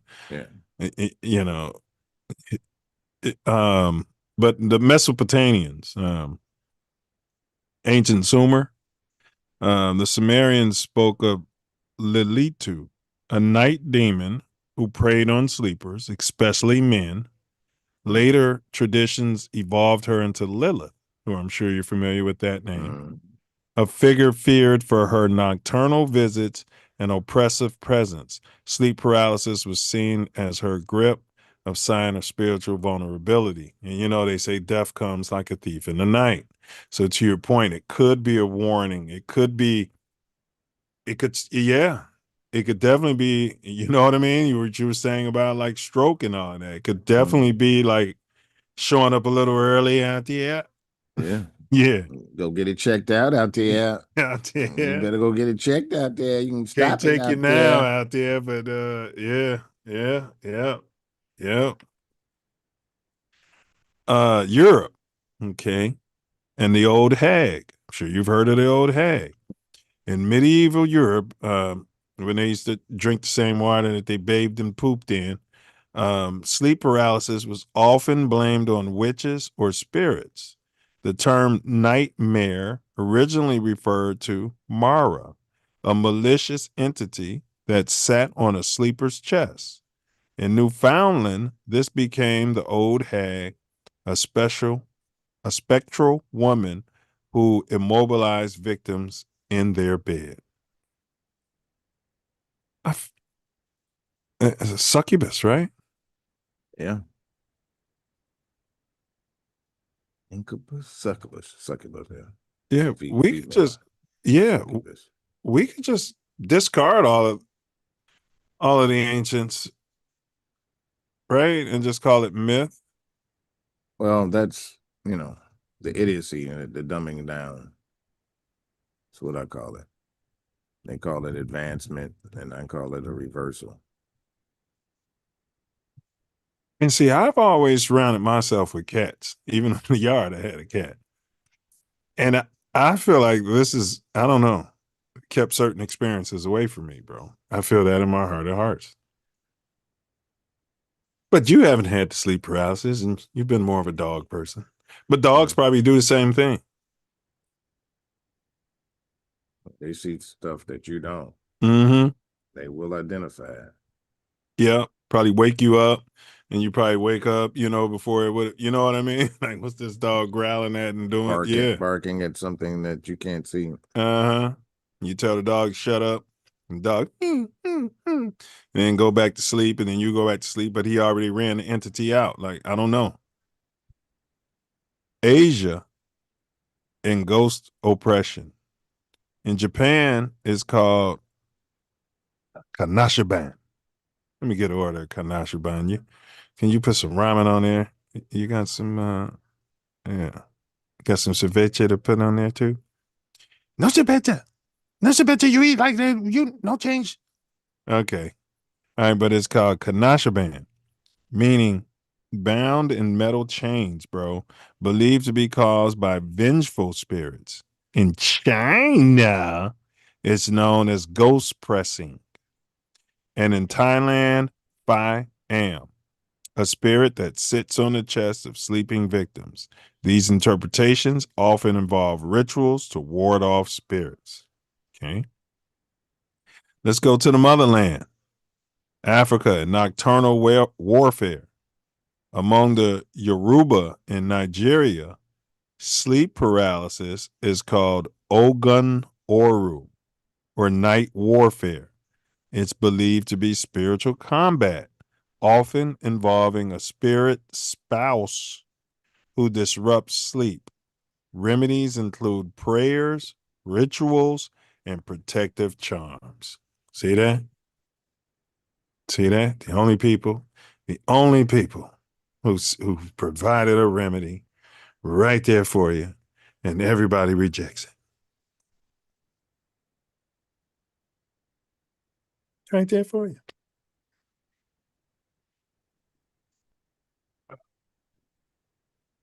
All right. Deja vu, sleep paralysis, and coincidence. Now, Brother Wordsmith and I have been saying on this show there are no coincidences. We've been saying this from the very beginning. And what I mean by that is coincidence is the way the term's being used, like it's just happenstance, it's just a mathematical anomaly. It's meaningless. That's what I mean when I say there are no coincidences. Right. Right. That it's not meaningless. It's divine order. 100%. So, Karen, we're going to play this quick video. Give me a sec here. Then last video for y'all, and then we're going to break down coincidences. Bro, I've heard about this one before. I think we might have covered it on here. But there's so many more we could pull up, historical coincidences that just will blow your mind. These are the scariest coincidences in history. Life works in mysterious ways. Some may call it coincidences. I very much believe in God, so I don't believe in coincidences. Just like how you watching this video right now. But anyways, a few years ago, a 10-year-old girl that goes by the name Laura Buxton. Shout out to Laura Buxton. She was feeling impulsive, so she decided to go buy a balloon and write down her full name and address on this balloon and then send it off into oblivion. Her parents need to talk to her. Listen. Let's not do that anymore. Yeah. And you don't want to come up missing. You know what I mean? All right, but here we go. Balloon ended up traveling 140 miles down and then landed in the backyard of another 10-year-old girl who also goes by the name Laura Buxton. And then this other Laura Buxton, whose backyard it landed in, contacted the other Laura. And then they found out that they're the same age, same name, same height, same colored hair. They both have the same breed of dog. Their dogs are the same age, so on and so forth. They became best friends and they are still best friends to this day. How interesting is that? All right. What's your take on that, bro? Like, seriously, man, if that is true, how can somebody sit back And say that's coincidence. It's happenstance. It's a mathematical. Wow, can you believe that? Yeah. That happened? Oh my God. I mean, I feel like, man, can you believe that happened? But it ain't no way that's a coincidence. That's divine order. It's a breadcrumb. Yeah, they were meant. It's a Bigger loaf than of that. bread. It's a fucking loaf of bread. It ain't no Yeah, but breadcrumbs aren't just for those two. Yeah. So it's for us to have conversations like these. It's yes, it's yes, it's to say that divine order, yes, this girl had a intuition. And when you ask people like what message would they give to mankind, follow your intuition comes up a lot. And intuition, which I wouldn't want my 10-year-old daughter doing, doxed herself. Yeah, right. Doxed herself, and it went 140 miles away, self, to another little girl at the same age. I mean, come on. Same name, same age, same breed of dog. Yeah, same age of the dog.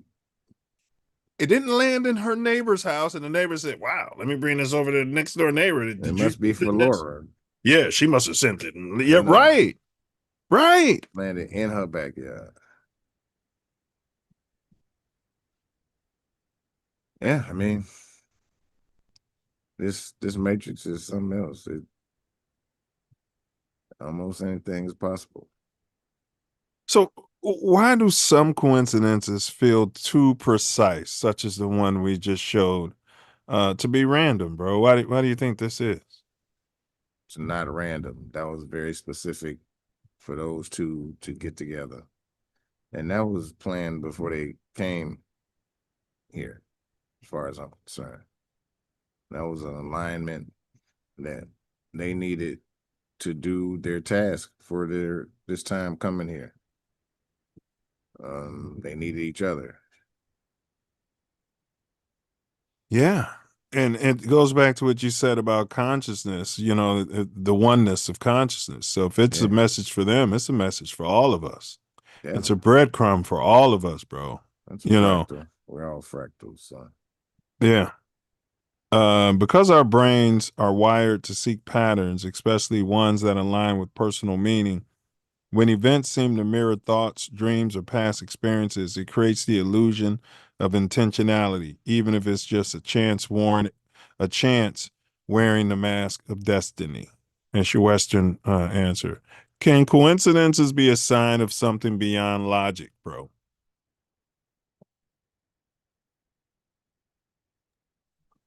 Well, they are. Yeah. They are. I mean, it's just no way around it.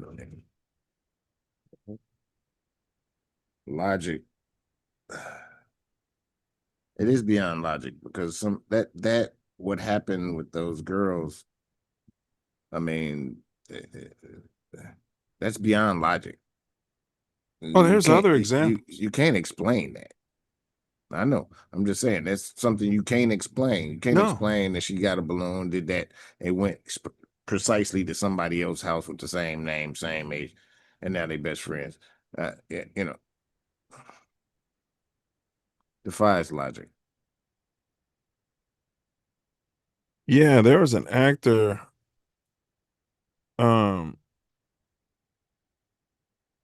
He was looking for a book, couldn't find it. He was in England, sat on a park bench, and somebody had left a book there. I mean, it was mind blowing. I can't remember it.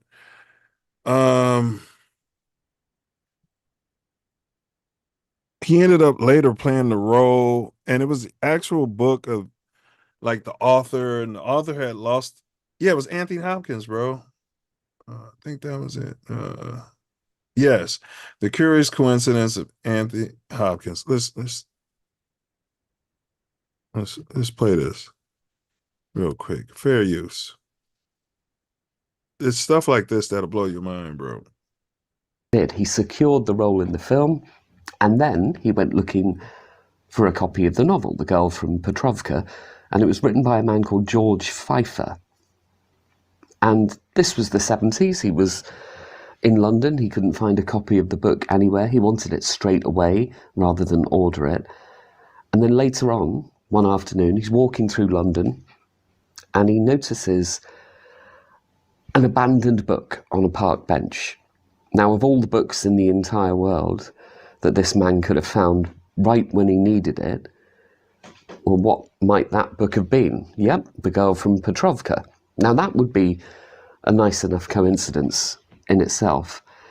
But 2 years later, when they were filming it, taken a long time to get the film into proper production, Hopkins met George Pfeiffer during the filming. So Pfeiffer came to the set one day and they were talking away. He secured the role in the film and then he went looking for a copy of the novel, The Girl from Petrovka, and it was written by a man called George Pfeiffer. So basically what happened, and dude had lost his only copy. That was the writer of the book. Right. And he ends up meeting the guy Right. who found the damn book. Come on, bro. I mean, he was meant to play that role and play it well because he was very prepared.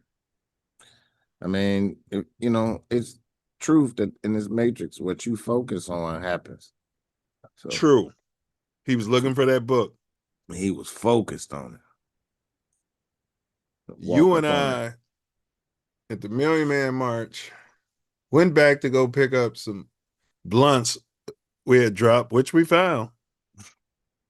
And in the course of doubling back, we run into Ace and Mick.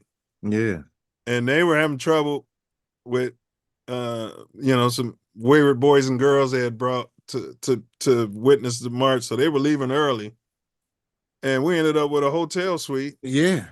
At the Watergate Hotel. Watergate Hotel. And we left on faith with no place to stay and had no idea Ace and Mick were going to even be there. Yeah. Coincidence. It worked out. I mean, we could have went back to my cousin's house, but that was in Virginia. And we got to go right where we were. Living like kings. Coincidence, huh? Man. And this is before cell phones, and you could be like, oh, you're here, I'm here, where you at? Meet us here. Man. We didn't need none of that. No. Consciousness had us leave those blunts, right? Yeah. And right where we found those blunts is where we saw them at. Yeah. It was amazing. 1 million plus or so. Yeah, people out there. Men out there. It's like finding a needle in a haystack. Man, it was amazing. Yeah. So you think coincidences can, well, you did say yes. So yeah, it depends on your lens as far as they going beyond logic. Philosophers and mystics might see them as synchronicities. That's me. I don't want to kill bugs anymore, but that one's begging for it. Meaningful connection that hint at a deeper structure to reality. Skeptics chalk them up to statistical probability. Either way, the emotional impact often feels profound, suggesting they strike chords deeper than mere math. Why do we remember some coincidences and forget others, such as the one I just described to you? I mean, because if you pay attention, they happen so much that they, you don't recognize them anymore. You just going by yourself. You recognize it for a little while, and it means you're on the right path. If you're going and running into shit and you're like, oh my God, what's going on? How you doing? Good to see you. I was thinking about you. Bam. I mean, that's a good point. It's a good point, bro. Like, that's a good point. Maybe you're too late signing up for a class on the yard, and then you happen to be there and somebody's there, the right advisor, the right person to get you in that class who wasn't even supposed to be there. And, right. They knew your brother, and you know what I mean? Stuff like that happens so much, bro. So much. So to your point, because we attach memory to emotional intensity, a coincidence that stirs awe, surprise, or fear lingers because it disrupts our expectation of how this matrix works. The ones we forget are usually mundane or lack that spark of personal significance. All right. So you got some examples, bro, of coincidences, first, secondhand? We just named one. Yeah. Like I said, they happen so often. Well, not no big ones though. I can't even think of nothing offhand. Well, I would say, when people pray, they often ask for a sign. Send me a sign if I'm on the right path, or send me a sign for this or that. And but you have to be aware. You have to be able to read the breadcrumbs to get the signs. And you can be very specific. Send me a sign, and send me a sign tomorrow. The Matrix will send you a sign, bro. Yeah. But You then gotta recognize it though. And you can't just chalk it up as coincidence. No. Right? You can't just chalk it up as coincidence. Not at all. So what did ancient cultures believe about coincidences? You have any idea? No, I think that it would be that you're on the right path. It's confirmation. I'm not sure. Yeah, you were there. The ancients often saw coincidences not as random accidents, not happenstance, but as meaningful signs woven into the fabric of existence, or the matrix, as you would call it. Your Greeks and Romans, omens. In classical antiquity, coincidences were often viewed as omens or messages from the gods. A chance encounter, an unusual animal sighting, or a repeated symbol might be interpreted by priests or Oracles as divine guidance. The Stoics especially believed in a cosmic order where everything, even chance, had purpose within the logos, meaning universal reason. Indigenous wisdom and spirit signals. Many indigenous cultures, American Indians, across the Americas and Australia, saw coincidences as spiritual nudges, a dream aligning with a real world event, or a repeated animal crossing one's path could signal ancestral communication or a shift in one's spiritual journey. These moments were treated with reverence, often prompting ritual or reflection. I'd like to know what those rituals were.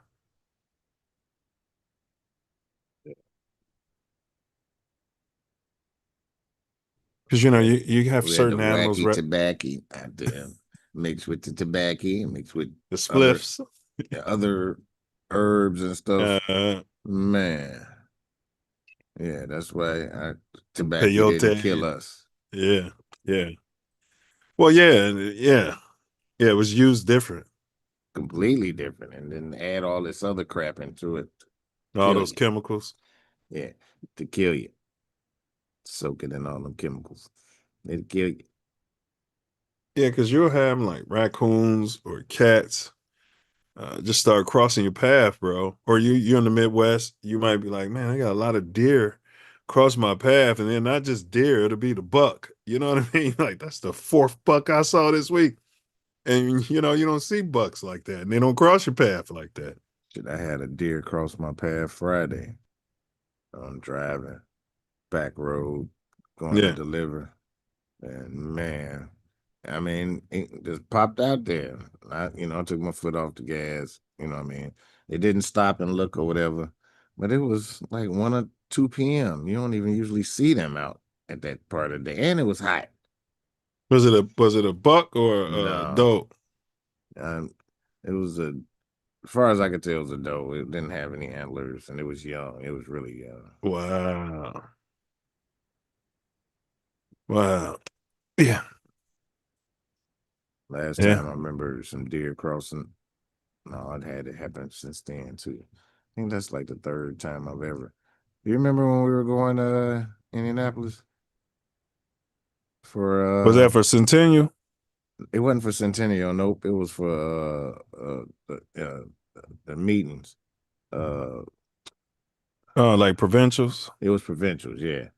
And we was going there, me, you, and Mark. You said Minneapolis. Okay, I thought you said Indianapolis. No, Indianapolis. Was I a neophyte? Yeah. Because that was in Twin Cities, bro. No, not that one. Okay, so it was later. Okay, well, I don't remember this. You sure I was there? It might have just been you and Luster, Skinny Buster. No, it was somebody else. It wasn't you though, because you wasn't major. Mm-hmm. But what happened? 4 deer crossed the road in front of Skinny Luster. Like, oh, we're gonna die. Yeah, you like to say that. We're gonna die, we're gonna die, we're gonna die. Well, yes, we're all gonna die, Skinny Buster. At some point, but not today, buddy. And them got out the way too. It was at night that time, snowing. They looked and got on out the way. I was like, oh my God, thank goodness they got out the way, because we got a little guy driving talking about we gonna die. Like, what? No, not today. Yeah. But in a separate universe, y'all probably is slamming to that damn thing, to those damn things.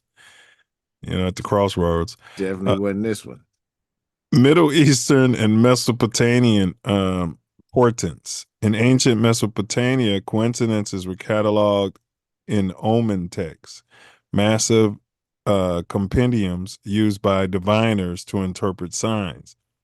If a king saw a rare bird and then received unexpected news, it wasn't dismissed. It was analyzed as part of a larger cosmic pattern. Coincidences were part of a divinatory system, not anomalous. Eastern synchronicity and karma.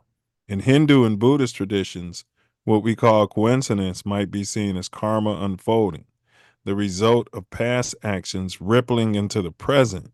These cultures often viewed synchronicities as reminders of interconnectedness, where even the smallest event could reflect deeper truths about one's path or dharma.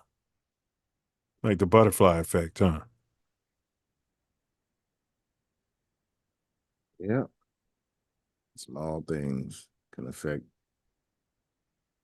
much larger things. Yeah, bro. If you're a believer or whatever you're drawn from, you could totally ask for a sign. Right? It's when I talk to people who preach scientific dogma, well, that can't be proven, that can't be tested. Well, it can be, but you guys won't believe the data, you know, when you see it. But I tell them, like, you can do it. But then when you see it, you ask for a sign. When you see the sign, though, if you're a skeptic, you're just going to chalk it up as coincidence. My mind is, you know, making something out of it, right? Just like the clouds, they call that pareidolia, whatever, where that looks like a face. But that could be a breadcrumb. Do you know what I mean? Yeah, sure, it's a cloud that looks like a face, but you're ignoring the messages. But they don't do that when they're doing science and they're looking under a microscope. They don't ignore anything. They ignore some stuff. All of them. That's why the science is faulty. Because they ignore some stuff. They ignore the stuff that was the foundation of science. The stuff they ignore was the foundation of what they're doing now. Chemistry was alchemist. You know what I mean? Yeah. They got smug. Very. And they want to divide everything instead of using the holistic approach. All these divisions, a lot of them are unnecessary and lead you to nowhere. Man, we got to reach out to that couple that was on here. You saw at the video we played on break when they were talking about manna.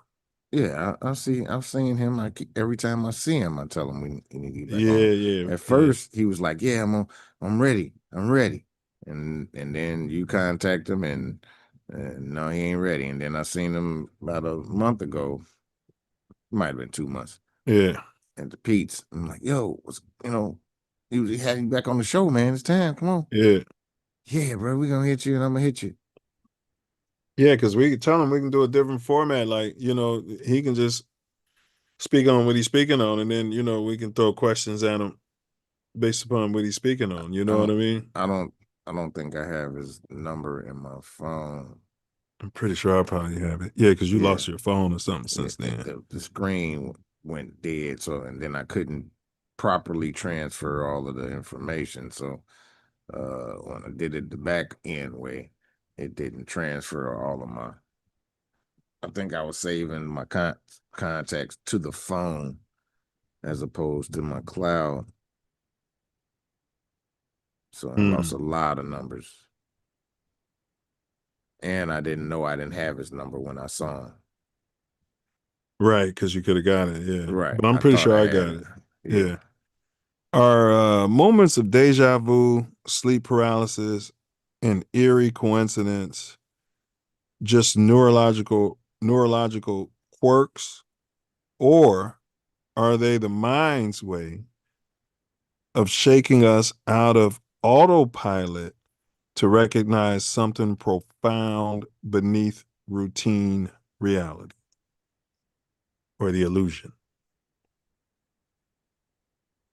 Definitely the second half of what you said. It's wake up calls, call it. Smelling salts. Yeah. Yeah, Saint getting killed, that was a Mhm. wake up call. Mm-hmm. Me getting hit and run over, Mm-hmm. a wake up call. Mm-hmm. Wake the fuck up. Get out of that routine. Mm-hmm. Follow your purpose. You can't get away from it. If you don't follow it, then it's gonna be another wake up call. Yeah. Yeah. Yeah. You're following the yellow brick road, so to speak. And if you get too far off that path, there's stuff out there and you're going to end up back on. That's what they kept saying. Follow the yellow brick road. You got to get back on that path. Yeah, because you step off that path, it's dangerous. Yeah. Yeah. Yeah. And I agree with that, bro. I agree that I believe they're the mind's way, your third eye, the spirit mind of shaking us out of autopilot to recognize something profound beneath this everyday reality. It could break those loops you're in. These experiences often bypass logic and tap into intuition, forcing a pause in the everyday script. Whether it's a sudden familiarity, an immobilizing stillness, or a perfectly timed accident, each can provoke existential questions that stir consciousness from its slumber. Now, could these phenomenon be subtle reminders that um, consciousness isn't confined to wakefulness, that it drifts, loops, and collides with unseen dimensions, urging us to ask what else lies beneath our perception, bro? Like, you remember one of those ladies said that during her sleep paralysis, sometimes she's in outer space. I mean, that's why I said altered states, because astral travel, people rarely remember their dreams and don't even know that there are multiples a night. There's a lot of dreams. Mm-hmm. They might remember a small portion of one. Yeah, and there's dreams that you don't forget. But go ahead. Yes. You can, like you said, ask for a sign. You can ask to remember your dreams too. It's a work in progress. You can focus and because there's a lot in these dreams. And it's a lot to that state of being. It's closer to what we are naturally if we're not in these meat suits. Yeah, Noop, to be healthy, you got to spend almost a third of your life in that sleep state. So it's got to be something there. I don't know if you have to sleep that much, but I know what other people say and what the doctors and the Western system says and all of that, but I don't think that all that applies to everybody. Yeah, everybody's different. I know for me, I feel at my best with at least 7 hours of sleep, bro. But everybody's different. For sure. You know, but whatever the number might be, if it's 5 hours, that's 20% of your life. Yeah. You know, so it's got to be for something. It's to heal the body. That's what it's supposed to be for. You leave it, and the body's repairing itself or whatever, doing the best it can. At this point, there's so much pollution in every fucking thing. You're saying it's like recharging, but then you leave it, but there should be something tethering you to it so you can find your way back. I mean, you're tethered to it until you're not. You know what I mean? Yeah. It's your it's within your soul, but you're still locked to it unless you're in the altered state.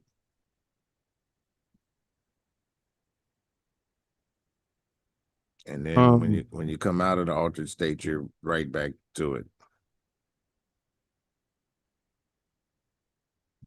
Facts. So these experiences often bypass logic, tapping into intuition, forcing a pause in the everyday script, whether it's a sudden familiarity, an immobilizing stillness, or a perfectly timed accident, which you talked about earlier. Each can provoke existential questions that stir consciousness from its slumber.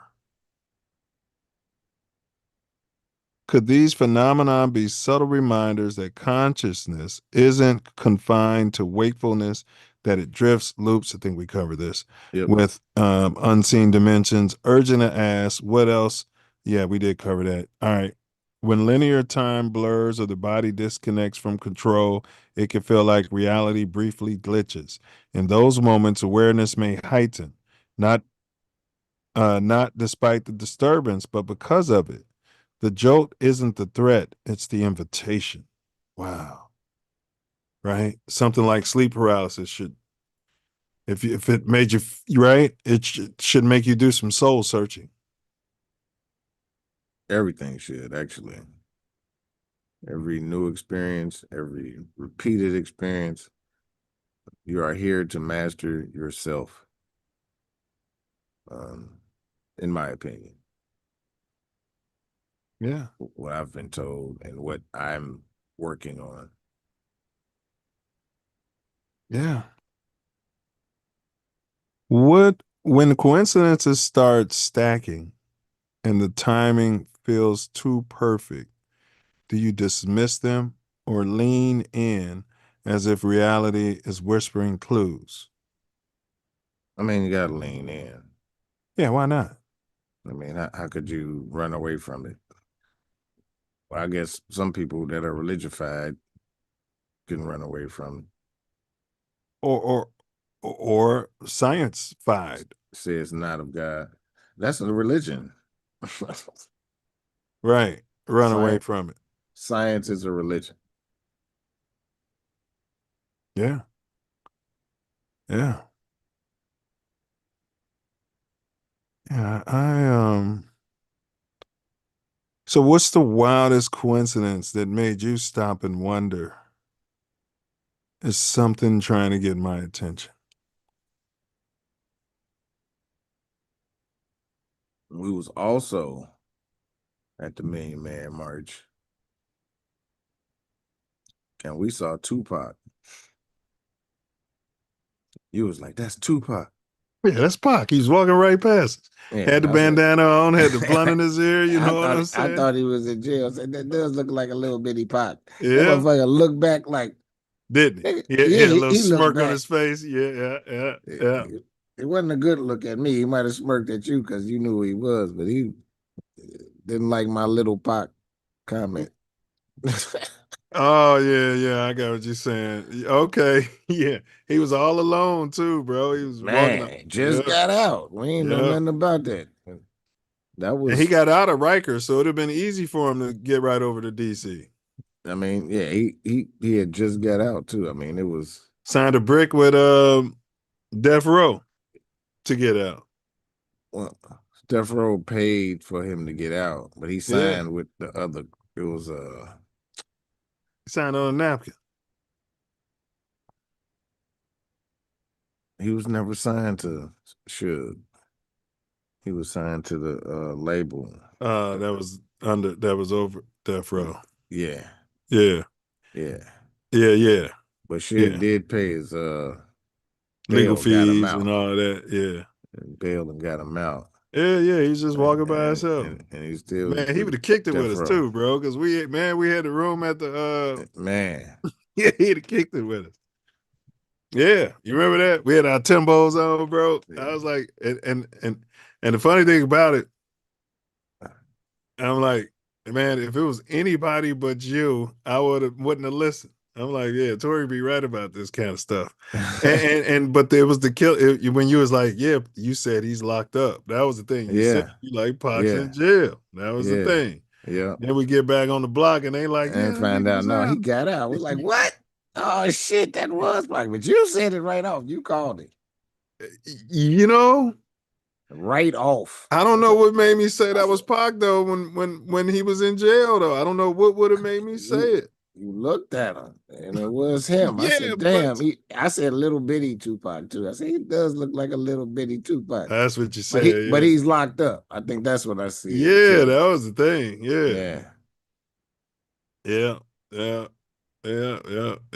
And then that's why he was able to walk around like that without people swarming him, because everybody had the mindset that he was locked up. Yeah. They should have let him speak. They should have let him speak at the Merry Man March. That would have went crazy, wouldn't it? It would have. It would have went crazy. If he'd have revealed himself Ace, like. You read what Ace said? Let me see. What did he say? All those people in DC. Wow. That was incredible. We ran into them. That shit ran into Ace, man. You know, we needed that. And we didn't need cell phones and all that connection, bro. It was all consciousness, bro. Dude. Like you said, bro. And then like your family over there in Silver Springs, bro, we was able to unwind there, and you know what I mean? And they left. We just had their house to ourselves. Yeah. That was crazy. They just lined up. He said Pac was walking around in all that peace and had no worries in the world. Sure did. And he had found somebody with the chocolate tie. he had one rolled up. Because Pac, I said Pac, he smoked everybody. He's one of them. He'd smoke everybody else stuff. That's what I heard, Rest. So, you know, Pac, burn something, smoke something. He was one of them. You know what I mean? Especially like, out of getting out of Rikers. Shit. Oh yeah, but you know me, bro. You remember how I was with the guys? Like, man, y'all rich. Y'all got these $100,000 cars outside. Why y'all smoking up me and Tori? Me and Tori working every day. We paying these, you know what I'm saying? Period. We buying this shit from y'all. Like, you know, that make it make sense. Man. You know? Pac would have got it. We'd have told him. You know what I mean? Like, all right, it's time for you to. What is that? Is that a decoration in your ear? Let me think. So for me, bro, smoke it. It's been so many. It's hard to coincidences.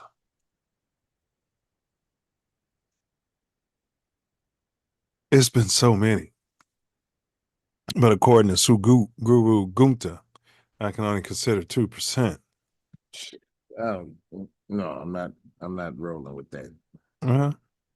He seemed to have done some sort of math. You know what I mean? I don't care what kind of math he did. It's not mathing. Yeah, man. I don't know, man. It's been so Anytime many. somebody telling you about your experience, then it's not right. That's true. That is true. That's true, bro. All right, let's what did the moment shift you around this? Okay, we gotta get to the poll results. Yeah, but bro, we'd have kicked it hard, wouldn't we, bro? Pac would have loved us, bro. He would have absolutely loved us. Because they fuck with the college guys too, man. They, Nas too. Remember Nas was fucking with Kenny and Carl. All right, let's get to the poll right quick, y'all. There's a poll that we put into the chat. If y'all could please take the time to click on that link and let your voice be heard out there. We got a big, beautiful poll. Big, beautiful poll. Big, beautiful poll. The link is in the chat. Have you ever well, let's put it back in there. We're not getting much data. Go on, you guys. Have at it. Don't cost you nothing. Vote. Big, beautiful poll. There you go. Click on that link I just dropped in the chat. Thank you, Karen. And vote. We'll give you guys a moment to do that. So yeah, Brother Wordsmith, I ask God to send me a signal if I should stop smoking those damn Black and Milds. And the next day, and get this lady, pick her up at UCLA Medical. She was rich. She had a real small breathing. She had COPD, real small breathing thing that I didn't even know existed. Hers was so small. I'm like, whoa. But it was still making all the noise. Nice lady. And as she was just telling me about like decisions she made in her life, I drove past a house. None of the other addresses were lit up.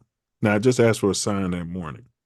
None of the other addresses were lit up. I was ignoring her being the sign. Yeah. So she's preaching to me, but not to me directly because she didn't know. The only address that was lit up was my year of birth, whatever street we were on, like passing through the canyons. And beneath it, it said, "Stay a while." Yeah, bro. Yeah, bro. It was like bam, bam.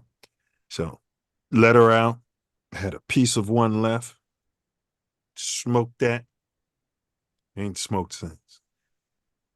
That's a in like blessing. 5-6 days. It's a blessing.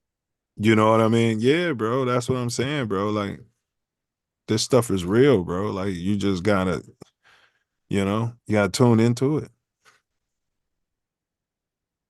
You gotta tune into it. All right, let's see if we got some more data. If we don't, then we don't. No, we don't. Nobody wants to participate. All right. Have you ever experienced sleep paralysis or deja vu?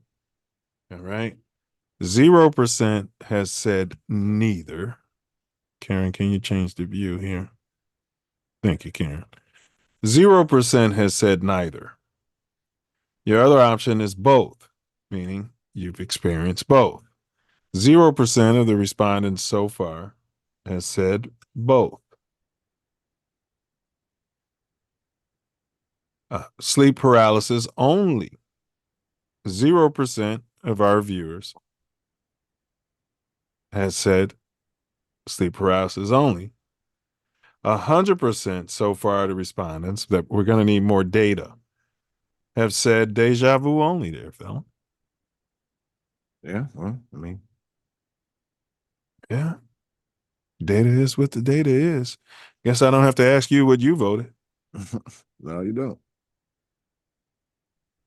All right. Well, while we're here, we've already stated to the public that we've not had sleep paralysis. Yeah, so I we mean, what else could we have? Did Bears GM Ryan Poles deserve a contract extension? Absolutely. Stay the course, 38%. No way, too many L's, 50%. Let's see how this season goes. 13%. Maybe rubbing my bum on the fence. 0%. Where are you on this poll? I said yeah. I mean, because you Stay the don't. course. Yeah, you don't want to have a lame duck GM because they can pull some crazy stuff to try to keep their job. And I'm very happy on paper with the improvements. All right. So we'll see after this year, what I mean, but I think you had to. You're definitely and I've come out online and said I'm suffering from it. But you're definitely suffering from Stockholm syndrome as a Bears fan. All right. All right, what's your take on the big beautiful law? 9% said favorable. 9% said both. There's good and bad contained in there. 18% said unsure, haven't read it, and 64% say unfavorable. And I believe we were both unfavorable on that, right? I think I switched from good and bad to unfavorable, though. Yeah, I had switched from I hadn't researched it to that one. Yeah. All right, fella. So anything else you wanted to add on tonight's topic as we close this out there, fella? A said fire poles. Yeah, I know how y'all feel. I ain't mad at you. I ain't mad at you for your opinion. You want to get Ace on a rant? He will fire. But what were you saying? Yeah, Ace wants to fire poles bad. Yeah, they want to fire. You want to fire everybody. Shit. Well, he supports the autosexual.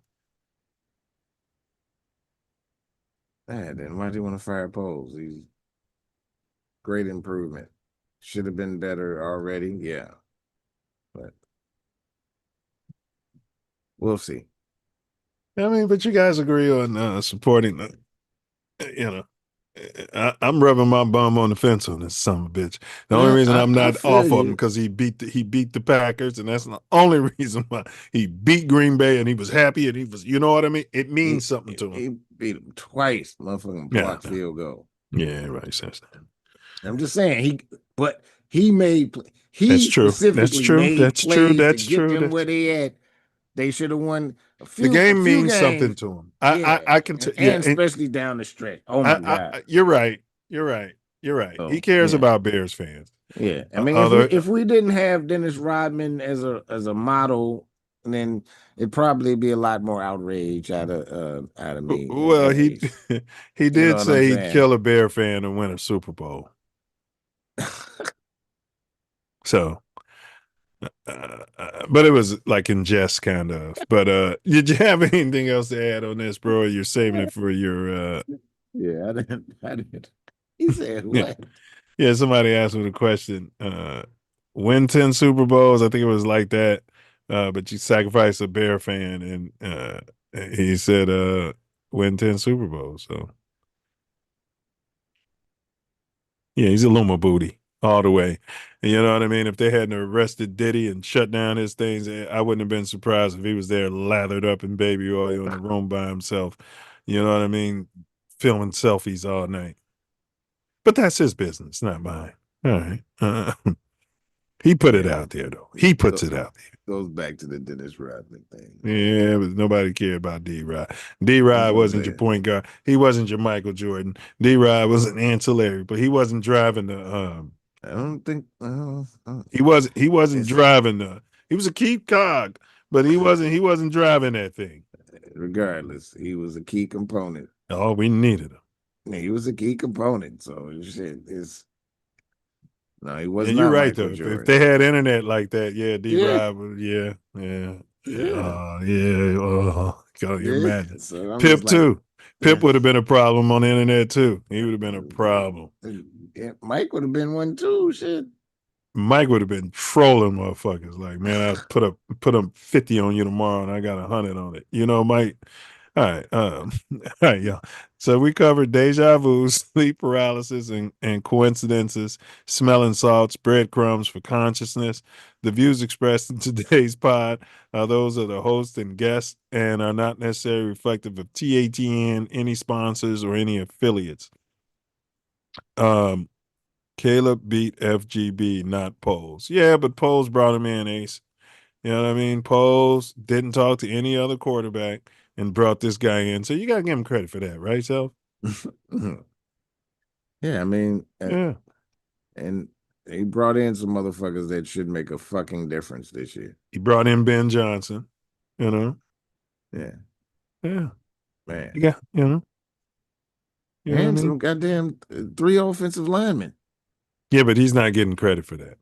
All that's going to Ben Johnson. One all pro, goddamn it, fucking in the best center in the fucking draft, and somebody that Ben Johnson like. We'll see. You Bears fans, man, always every offseason, it's, you know what I mean? I want to see them come out and win some damn football games. They gotta win some fucking football games. Yeah. I mean, last year was a blessing in disguise. Best season he could have had for Caleb to whittle down his ego. Also, he shined at spots where they should have won at least 4 or 5 games. Like, he put them in position. And that, I mean, for me, with what they had is something. And I'll give you that. This year, I'm expecting a whole lot more. Like, shit No, to finish. I'll somewhat give you that. Yeah. You know, you're right. You can't gloss over all the mistakes that the coaches were making and stuff down the stretch. Yeah. But a lot of that, bro, we don't get me involved. All right, we'll see. This year is the year. They said we got to win it. We got rid of Justin. They said we're going to win it. We got to win on a rookie deal. You can't win a Super Bowl with a quarterback on a rookie deal. So that's what I'm saying, bro. You know, this year we should be flirting with playoffs, 10 victories. Next year we should be NFC Championship. Look what Jaden Daniel did. You know. Yeah, I mean, he had a full team and an offensive line. Nobody was saying that before the season. No, Nobody was saying that before the season. Nobody was, but no, motherfucker they did already have an offensive line. They weren't saying that before the season. He just gets rid of the ball, bro. Doesn't stand back there. He made the team better, bro. He definitely made the team better, but they had an offensive line though. It wasn't a horrible offensive line. Okay, all right.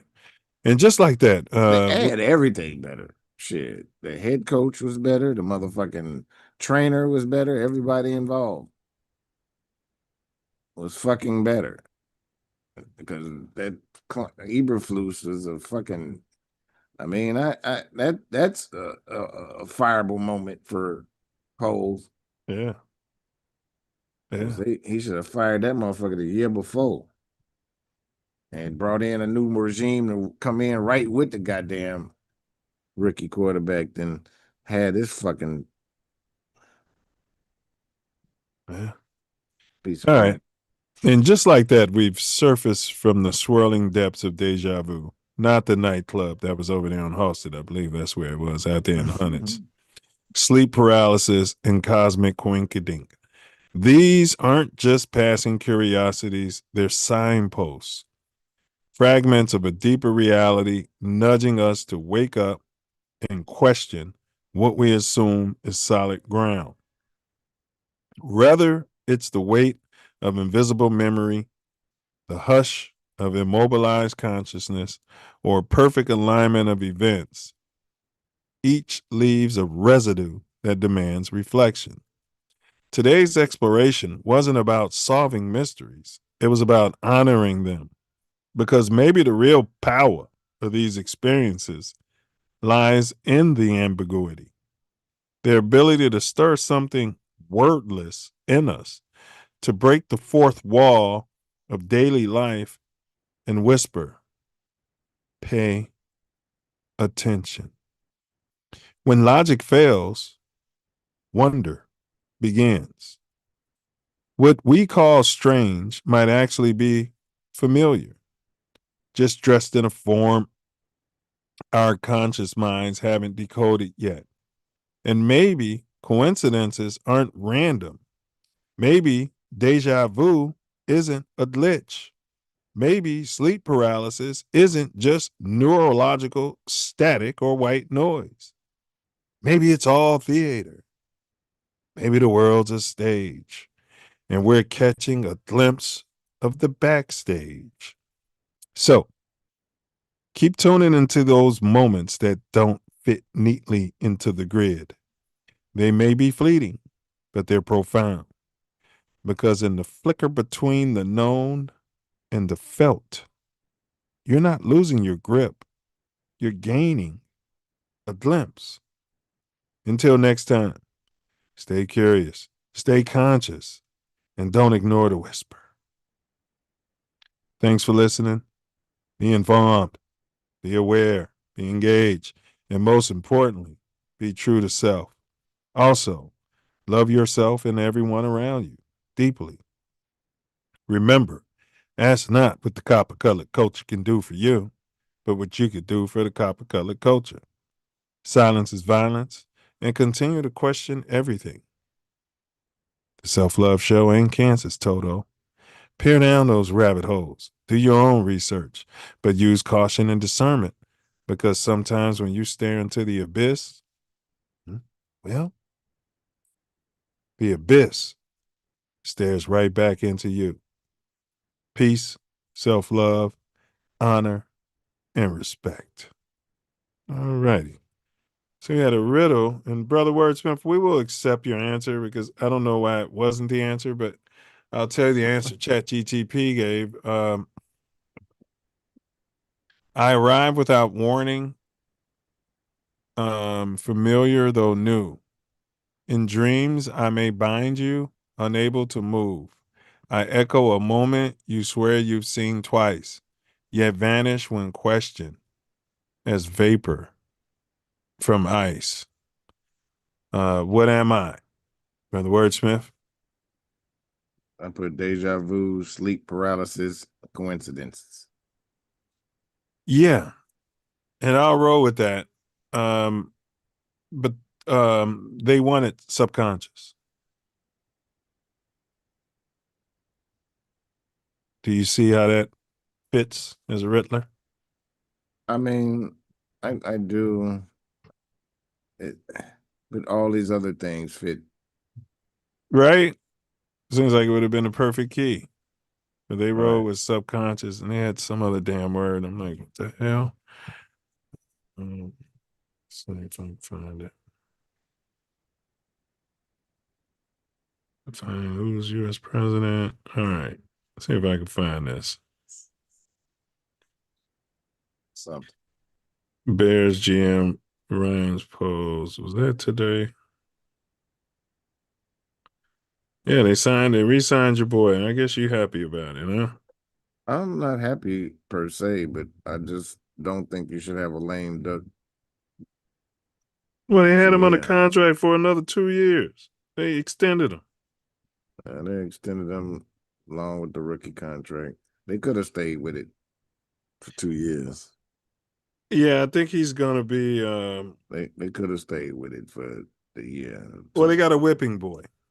You know, somebody to just be a figurehead. Meanwhile, the president and the head coach gets to make all the decisions. And if it all goes wrong, they got a scapegoat. It's gonna be him.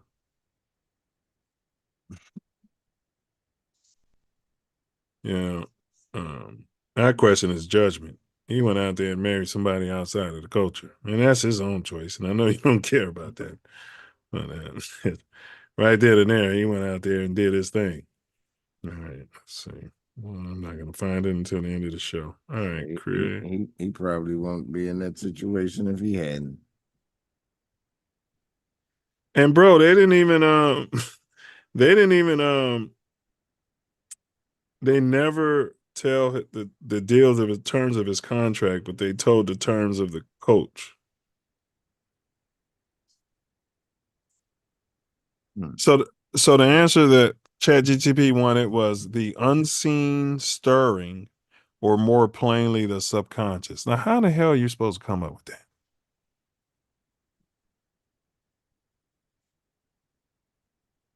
I don't have a clue. All right. All right, y'all. We're gonna work hard to get a guest in here for the July 22nd show. So we'll let you know. We're gonna put some due diligence into it.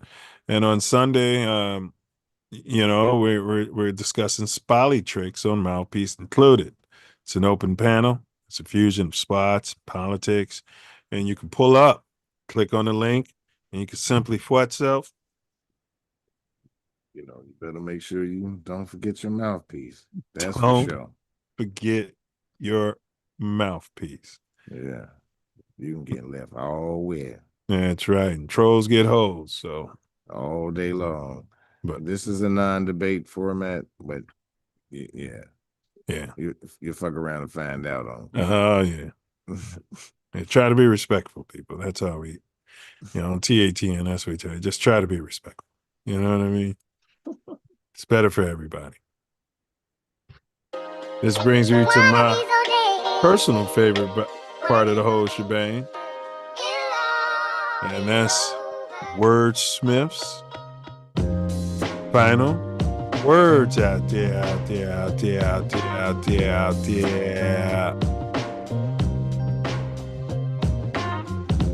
Simplistic. Consciousness encompasses all, at least my opinion. If you don't know what it is, then your spirit can fall. You can feel like sleep paralysis is a nightmare. It might scare most that ain't prepared for deja vu. Man, did that happen like that? Did I see what I saw? How about you? I don't know what to do.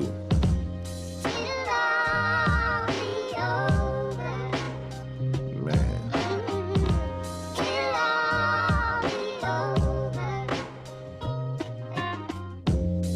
Coincidences don't make senses. Even in the census. Learn about the menses. It's like a smelling salt to wake up your brain. Send the information straight to your mind that you're not insane. And start to look at everything with a grain of salt. Research.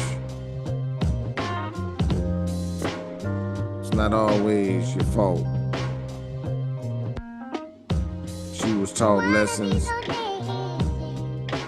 that ain't true. I don't know what to say, don't know what to do. But you gotta figure out for you.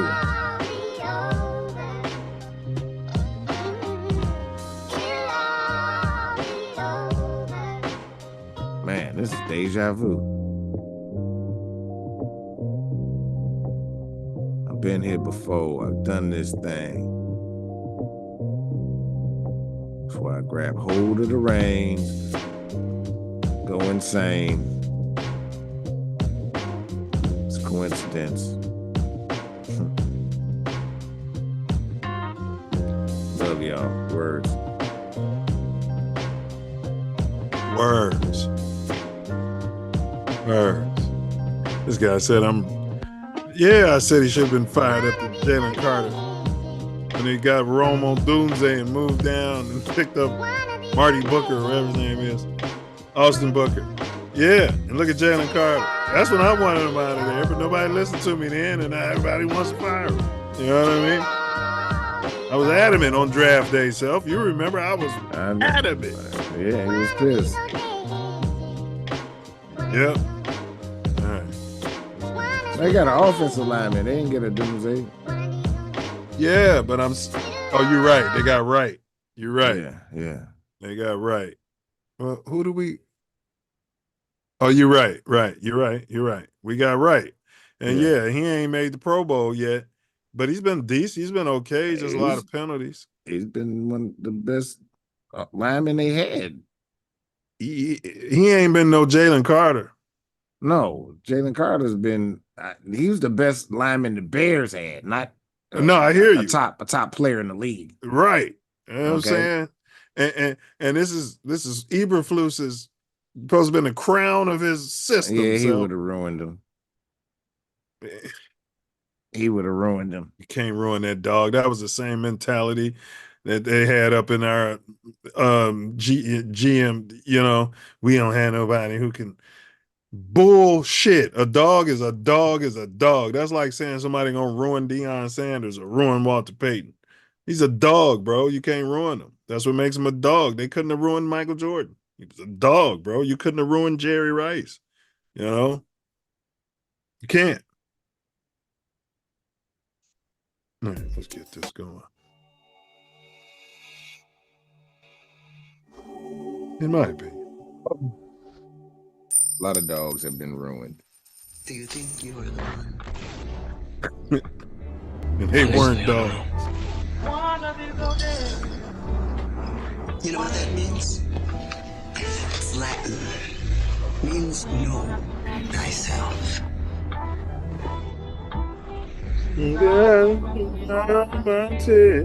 Time is now, my people. We must stand Know together. thyself. I will eat the right foods that I Go myself. Cause the wrong way stole my health. I'm glad to be me now and nobody else. Man, know thyself. I will eat the right foods that I Grow myself.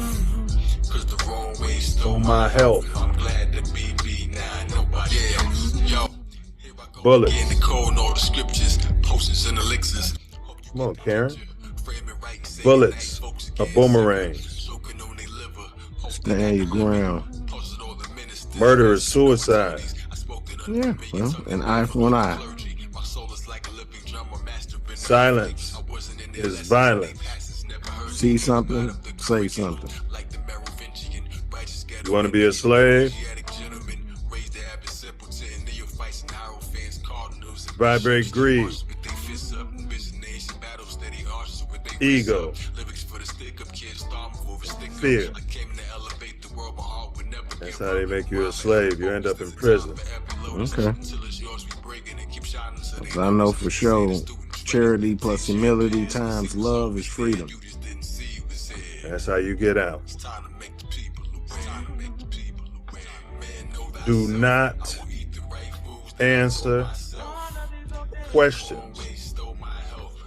Question everything. We've got two who can see. Fear is cap. It's an illusion. Yeah. Vibrate love. See if you can hear it. You never die when you breathe in the Holy Spirit. Swine ain't divine, the people they won't go near it. Salad bar, spitting at your average hard here to bring you back to God. Said it just like Master Far sent you. The end ain't always happy. And forgiveness is love's supreme vibration. So, do something charitable for a so-called enemy and end a beef. Healthy people, heal thy people. That's a commandment. Yeah, it's hurt people. For sure, gonna try to hurt people. Free Larry Hoover, man, like Big Meech. Free Jeff Ford. Free all the guys, man. Prison to slavery. Check that 13th Amendment if you don't believe them. And be Yah. Walk on water. Man. Move mountains. Oh, Mountain Dew. Yes, sir. Week by week, that mountain is getting weak. It's moving. Look at it. I'm gonna let you in on a little secret. Being the one is just like being in love. No one can tell you you're in love, you just know it. Through and through. Balls to bones. Still got them, bro. Got mine. Same, man. Stop snitching on y'all self. Take school serious. Be sure to subscribe to my channel if you haven't already, because subscribing makes you